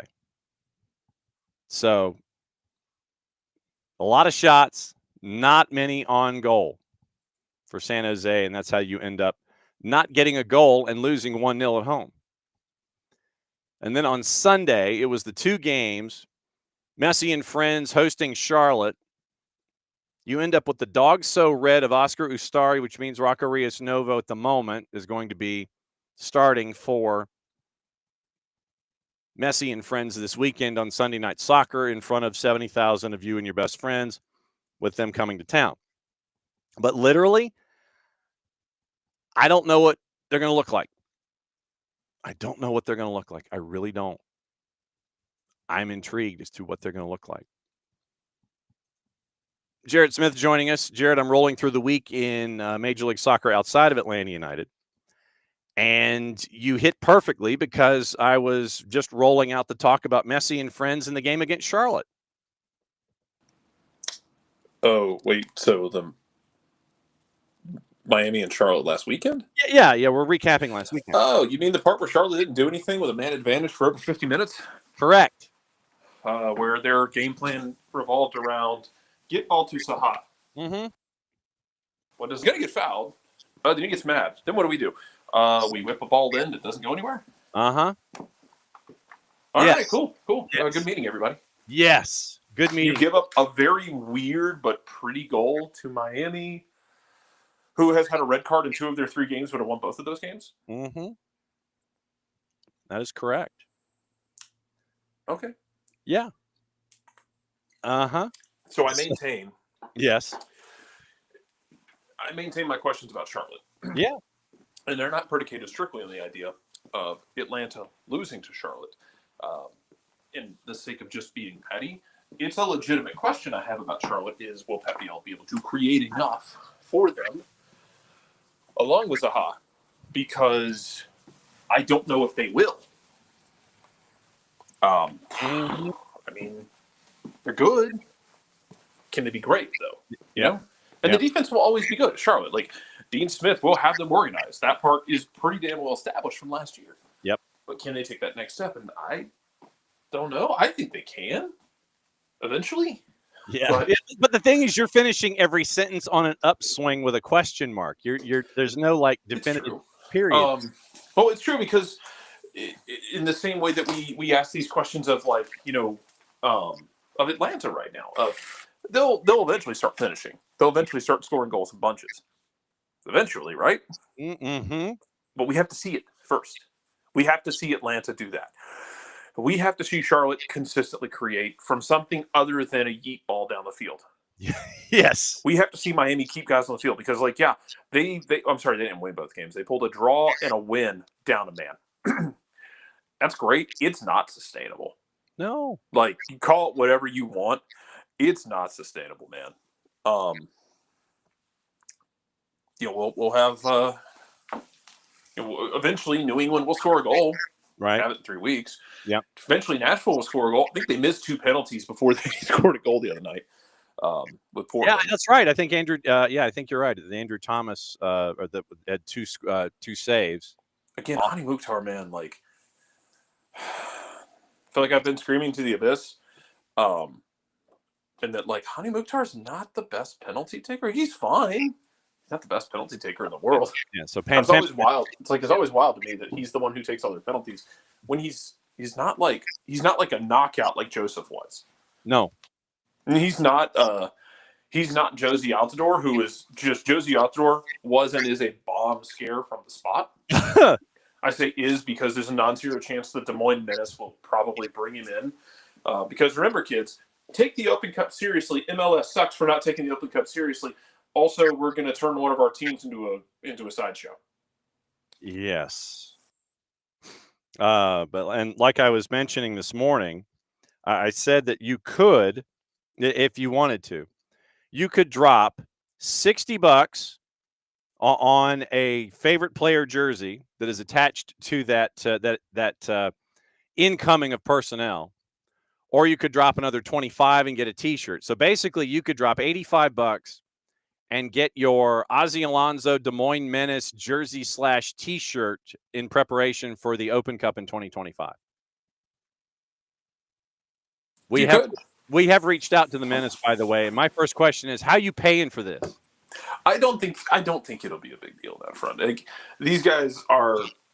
I think you're getting guys that are in pretty good shape after a career, and they're probably just doing it for fun and having a good time. They get to go play with their friends in a lot of cases, with old teammates, with old rivals sometimes, guys they might know. And I don't think the Des Moines Menace are being like put over the barrel by Mikey Ambrose and company to put on that shirt. I think they're gonna have fun with it. I just want people to stop complaining about strictly MLS for the Open Cup because, yeah, MLS has a lot of problems. They are plentiful. The Open Cup also has a lot of problems. They are plentiful. But don't tell me about one side of things having to take things seriously, and then at the same time, the Des Moines Menace are doing all this. I mean, if the Menace want to have fun, they want to have fun. It's kind of cool for Dax too because it's like I want Dax to win that game for them. Yeah, because his last action in Open Cup was an own goal. Yeah, true. His last action in Open Cup should not be an own goal. True. So yeah, let him go. Like, let the Menace be up 2-0 in like the 88th minute, and put Dax out there to take a penalty. Absolutely. Like give that man one last good memory in the Open Cup. See, he deserves it. That's the kind of fun stuff that you're hunting for, And the fact that he would do it in a Des Moines Menace USL League 2 jersey against who's their first opponent. Hang on. God, I have no idea. I'm not looking at the Open Cup right now. I know, but not out of protest. I literally don't have it pulled up. Well, that's where I'm going. So no, to your point. I trust you. To your point, it's just like, okay, so match day 1, 2025 U.S. Open Cup. So let's see, are they in match day 1? Texoma 4-0, Tulsa. They're USL League 2. They should be. Okay, hang on. Like I said, I'm Sporting Kansas City 2. Ooh, so it's subplot with Benny Feilhaber. Ooh, so 7:30 Eastern time, Wednesday, March 19th at Swope Soccer Village in Kansas City, Missouri. It is Sporting Kansas City 2 against your Des Moines Menace. That's what you're staring at, literally. So the back and forth with this roster of all-stars and ringers and menaces to society get to go to Kansas City and have a subplot with Benny Failhaber, considering, if I'm not mistaken, Benny coached Sporting too. He did. So there was no path forward, from what I understand. Yes. And I'm not locked into Kansas City. What? It seems like there was not really a path forward. So yeah, I'm thinking. Left. Yeah, I'm thinking that there might not have been a path forward. Just guessing. Really missed the chance to go sign Bienvenu Kimana. Could have had Benny and the Jets. And see, that would have been. We were discussing him the other night at the Twos game, John, because as is customary, and so Atlanta United uses they use a seasonal employee generally for Atlanta United Twos to run all the comms, because the first team requires all hands on deck because it's a very large Major League Soccer team. Yes. That has a lot of things going on. So they generally have someone designated for twos. And every year when that person comes in, it generally ends up with us telling stories about doing games at Coolray Field where the windows tried to decapitate people, or Bob Lilly yelling at his players after the lights went off. Well, there's that. Bob Lilly, by the way, is still yelling at people at Coolray. Or the time I watched Andrew Carlton hit a penalty. And remember, the Coolray Field is a baseball field. One of the goals was in left field. Correct. He hit a penalty that went over the outfield wall, which means it cleared the goal, cleared another 10 feet of grass, then cleared the warning track with give or take 10 feet, and then the wall. I mean, he hit that thing with he dropped the hammer on that ball, and it sailed over the wall. Then he hit a penalty 5 minutes later to rescue a draw. Correct. And the ultimate redemption, we're we're going to be okay. We were not okay. No. We were not okay. Well, and then there's also the night where the Twos were playing Ottawa at Coolray Field, and it was one of those that never happens in the southeastern United States in the middle of summer, where you had a row of thunderstorms come through, and it just cycled. Every hour and a half, you'd have an hour worth of rain or an hour and 5 minutes worth of rain. The rain would stop or become manageable, and then right at the end of the 30-minute wait period, then you would either get another lightning strike or something that would cause it to recycle, or another rain shower to get it through. And so one of the lightning strikes there at Coolray Field hit the production truck and set it on fire. Correct. Killed the production truck. Yes. So that's those are the kind of things that we that the great Twos stories of the past at Coolray, where you're launching production trucks on fire and trying to figure out how you're going to punch a game out of there, and tried to reroute it through the board at Coolray, and Coolray only had the scoreboard to show video and didn't have a full graphics package because of the same storm. I mean, it was nuts. It was crazy. This is my thing I'm missing most, John, about Atlanta United in the U.S. Open Cup in 2025. And again, a reminder: Atlanta doesn't make this decision. U.S. Soccer does. Direct your ire in the appropriate direction. Yes. Or MLS makes their decision, or whoever the hell's making the decision based on where teams finished in the 2024 season to who is competing in what competition. Don't direct your ire strictly at the club. Atlanta United isn't the one that gets to make that final decision. But I thoroughly enjoy whenever we drag the first team up to Kennesaw for whatever the absolute hell is going to happen. I realize Atlanta has been a victim of the U.S. Open Cup set the last 2 years. However, you've also gotten a lot of very absurd, hilarious games throughout the history. And anytime we put those teams in a small stadium, stupid things tend to happen. Yes. Yes, they do. Shout out to the time that Kennesaw messed up the turfing of Fifth Third Stadium a couple of years ago. I think it was 2 years ago. 2 or 3 years ago now. God, I can't even remember anymore. And the turf was so bad that the officials got there and would not let them play on it. So we had to pack everything up and go over to the training ground and play on the field outside of the main building. Not the showcase field, mind you, but like the one that's tied to the main building at the training ground. So we just went on the balcony and set up the production and called the game. Fun times were had by all. Well, and what they tried to do initially was they kind of shortened the edges. They tried to make the field U.S. They tried to make it soccer dimensions smaller but still acceptable by the U.S. Soccer Federation, and that didn't work. And then you had the lines of gravel and everything that were there because of the planting of the grass. And yeah, we had to pack everything up and get it to practice field number 1 and call it from the veranda. Call the match from the veranda for Open Cup. I think that was only 2 years ago. That's where it literally, I think, was only 2 years ago when we had that. So magical. Yes, absolutely true. There But are many things I would call it. Magical was one of them. yes. But you're looking at Charlotte, and Charlotte seems to be, go get it, Will. Literally that's where they are.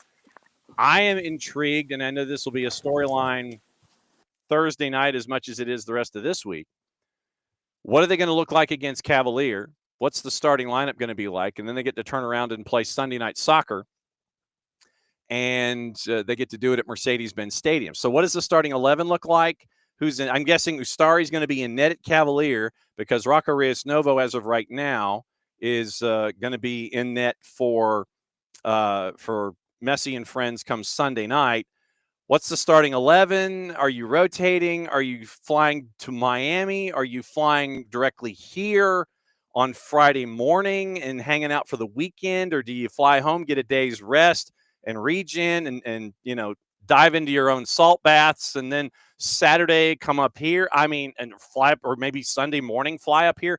Just the intrigue of being in CONCACAF. This is going to be an interesting look for them come the weekend, man. It is. It's going to be very interesting come the weekend because you're almost certainly going to get Rocco in net. Phoenix Rising legend Rocco Rios Novo. Yes. Again, I know opinions on Rocco in Atlanta shifted from the magical U.S. Open Cup match back in the day to his time here when everybody was dead a couple of years ago. Yes. And I know that everybody has a knee-jerk reaction to love and then hate things unconditionally, which is a perfectly healthy thing, I guess. Whatever. Rocco then went and won a USL championship, winning a shootout in the final with Phoenix Rising. Yeah. I'm happy for Rocco. He's a good kid. I'm guessing it's going to be him. I have no idea with Messi, man. Messi wasn't even warming up at the game the other day. No. No clue what that's going to look like. No. God, man, I don't know what this looks like for Miami coming into this week. Like, honestly, do not know what to tell you. But they'll have to get through, and they'll need to get through Cavalier because look, they're going to take that seriously because it's the hemispheric extravaganza, I believe. Yes, it is absolutely true. That's important. That trophy is real damn important, especially if they get to thumb their nose at half of the Yankees in the time. Get through this game, then you deal with Atlanta. And you still have enough raw talent in Miami that it's not like it's just Messi, Suarez, and a bunch of like ne'er-do-wells. No. It's a good damn roster. Yes. They'll be fine. Yes. So let's see what it looks like. Let's get through Thursday for them and see in their support and to their benefit, they don't play till Sunday night, which is great for them. And you would want the same thing if it was Atlanta in that situation. Yes. So since you are here, I figure it's only appropriate that we actually have something happen for the show.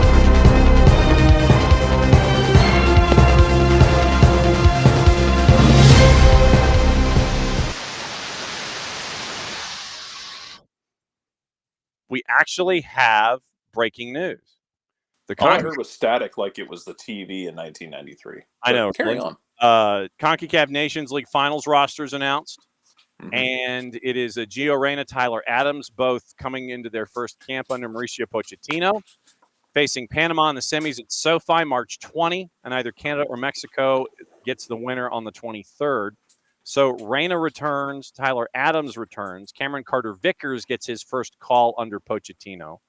6 MLS-based players who were part of the camp made enough of an impression to come back. 3 of them, Ajimang, Luna, and Brian White, are taking part in their first camp. So you've got Ajimang and White. Josh Sargent is the favorite up top. So here's how it looks. Schulte, Stephen, Turner, Carter Vickers, Marlon Fossey, Mark McKenzie, Tim Ream, Chris Whitney, Anthony Robinson, Joe Scally, Austin Trusty, Tyler Adams, Johnny Cardoso, Diego Luna, Weston McKinney, Gio Reyna, Tanner Tessman, Ajimang, Musa, Pulisic, Sargent, Timothy Weah, and Brian White. Alex Zendejas not in. 5 goals, 5 assists so far in the Clausura. Malik Tillman out. Serginho Dest just made his return over ACL surgery over the weekend. Brendan Aronson, 8 goals, 2 assists as well. So those are, if you want to call them snubs or omissions or what have you, that's what you're staring at. But that's the 23 that's going to be CONCACAF Nations League. All right. Are you crushing recyclables, sir? Oh, no. I'm actually making breakfast. Okay.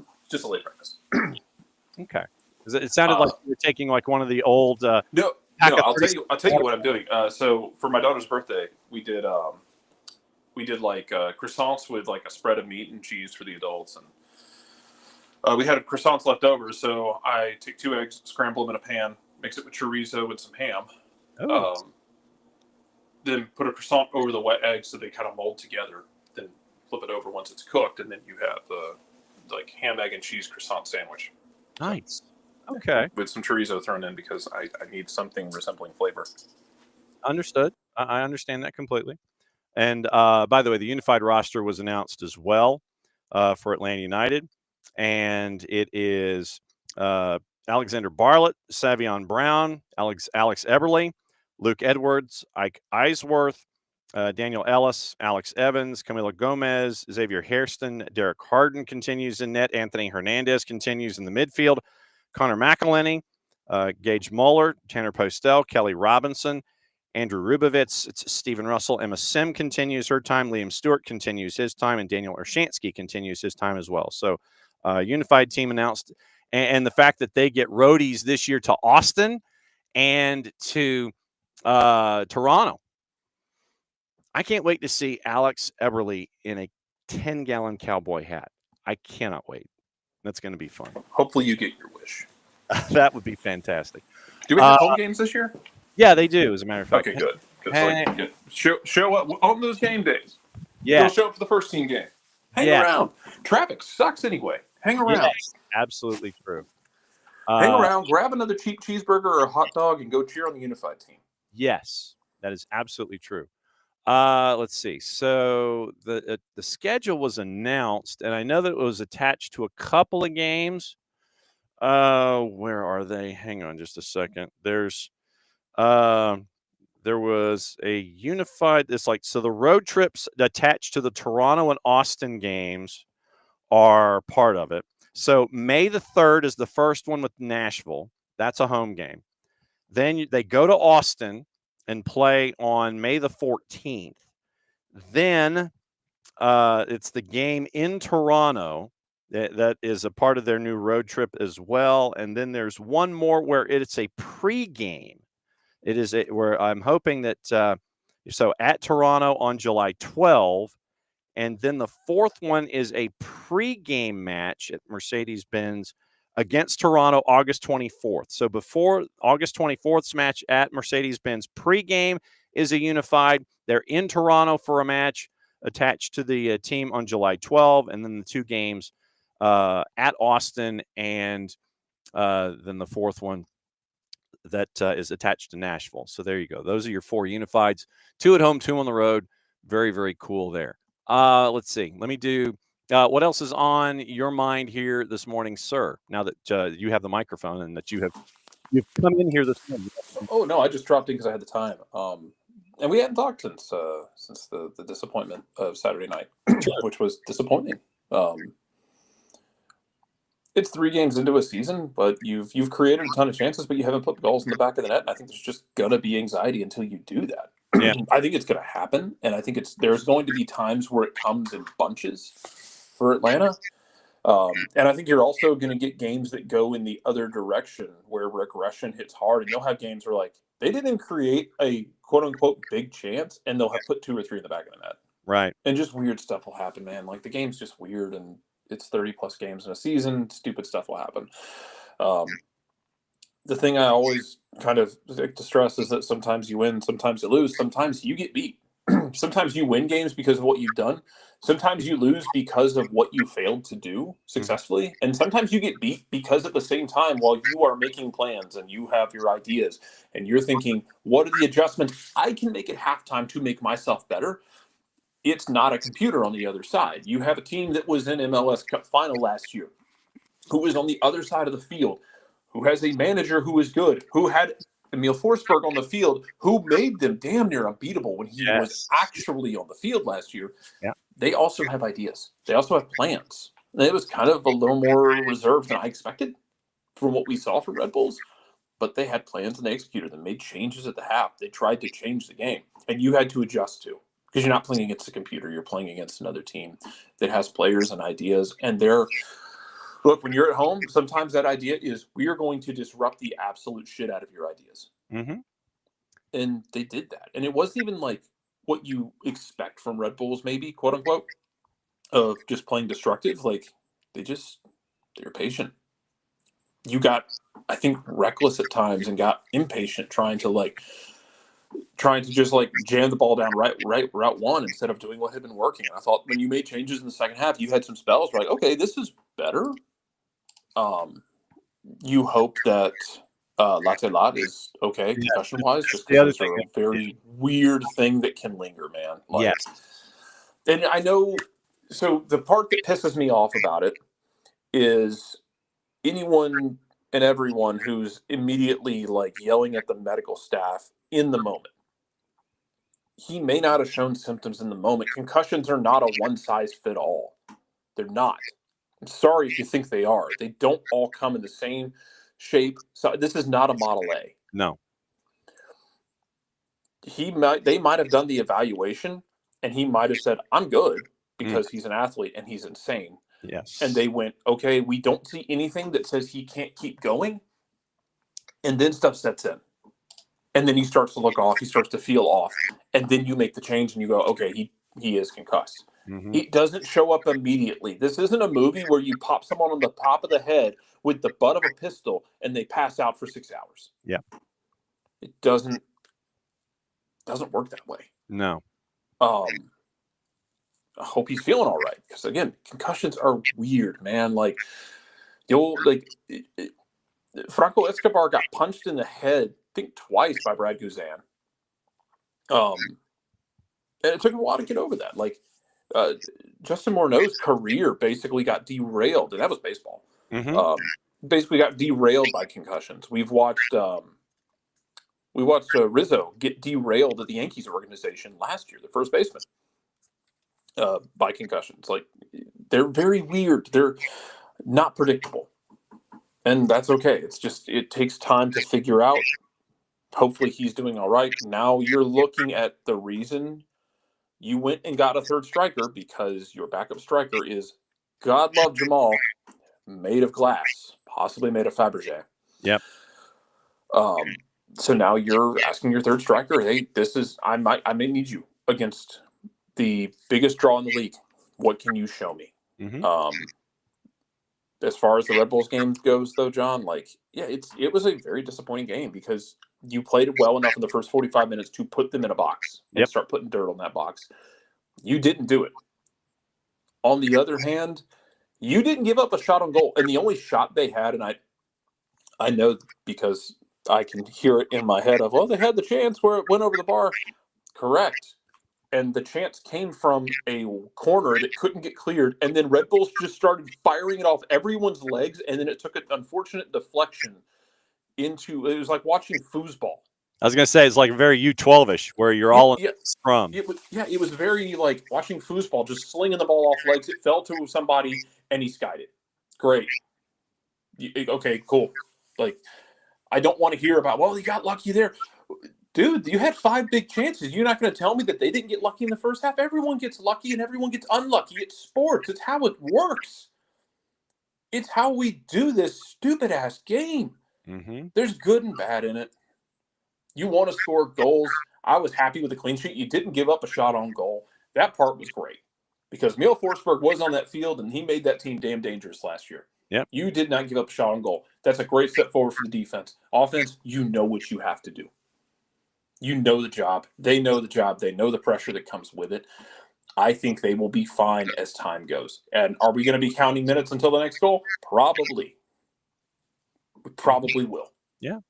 But all you can do is go create chances and then put one in the back of the net. And you kind of have to. I know we're way over time here. And we're in the plus. It doesn't matter. I know, and I'm running out of time too, personally. But let's belabor the analogy again to baseball of like you're in a slump, you don't change your whole stance. No. Pete Rose might have been a POS, but he was right about one thing. It's like, your swing is what got you here. You'll choke up on the bat, choke down on the bat, move up, move down, move back in the box, like move around in the box, maybe choke up. Like your swing's what got you here. You're not just going to immediately quit doing what you've been doing to create chances. You're going to try and build the same way because it's creating chances. You can't panic and just start thinking, oh, well, damn, now we just have to yeet the ball down the field. Yes. You have to try and force everything. You do what you've been doing, the ball in the back of the net. Mm-hmm. You work with what has been working for you. Metaphorically, you have been hitting line drives. They are not finding the dirt. That sucks. Because your stat line looks like, you've got no hits in your last 2 games. You're 0 for 4 in your last 2 games, and of those, or 0 for 8 in your last 2 games, of those 8 at bats, 4 or 5 of them have resulted in lineouts. Yep. And then you've factored in a couple strikeouts in there and a couple of uncompetitive at bats, absolutely. But you don't just change everything you're doing in this moment. Because you've gone 2 games without a goal, you have to keep doing what you've been doing. You can't panic and just freak out because I promise you it gets worse at that point. And maybe you luck into something and you think, cool, great.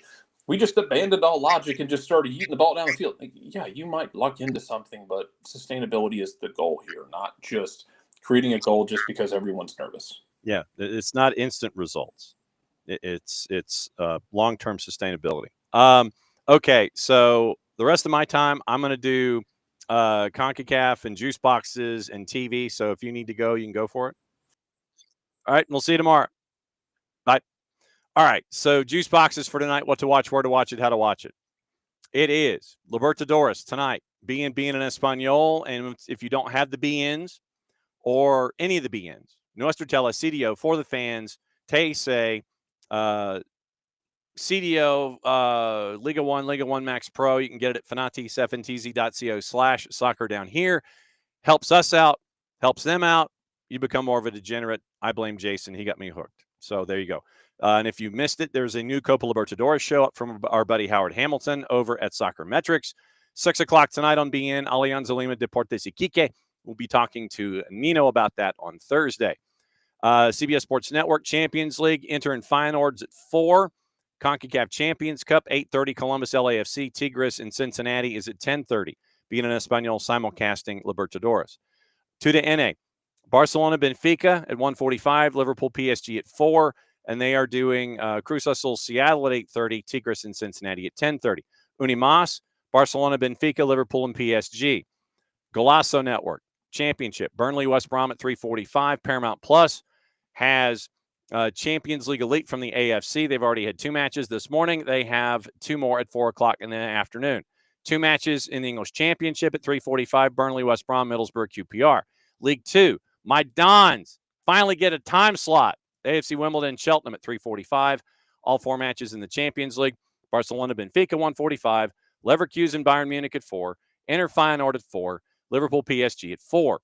VIX, both 2 Champions League matches, Barcelona, Benfica, Liverpool, and PSG, and all 3 matches in CONCACAF Champions Cup. Now, juice boxes before we get out of here. And once again, tomorrow it'll be from a hotel room in Dublin, Georgia, because tonight we're doing in the Pinelands, Appling County, and Jeff Davis. I've got to be out of here probably in about an hour and a half. Now, Crew, -132 hosting LAFC. Cruz Azul, -152 hosting Seattle, who's a +445. Your draw is a +254. Tigres, a -164 hosting FC Cincinnati at a +4.25. And your 90-minute draw is a +289. Now, Champions League today, the 4 matches that are there. Barcelona -256 hosting Benfica at a +580. Leverkusen a +187 hosting Bayern Munich at a +134. Inter -278 hosting Feyenoord at a +746. Liverpool a +131. PSG a +179. Your 90-minute draw is a +288. Once again, tonight, 5 and 7. It is match day in the Pinelands. SDH is going to be doing it.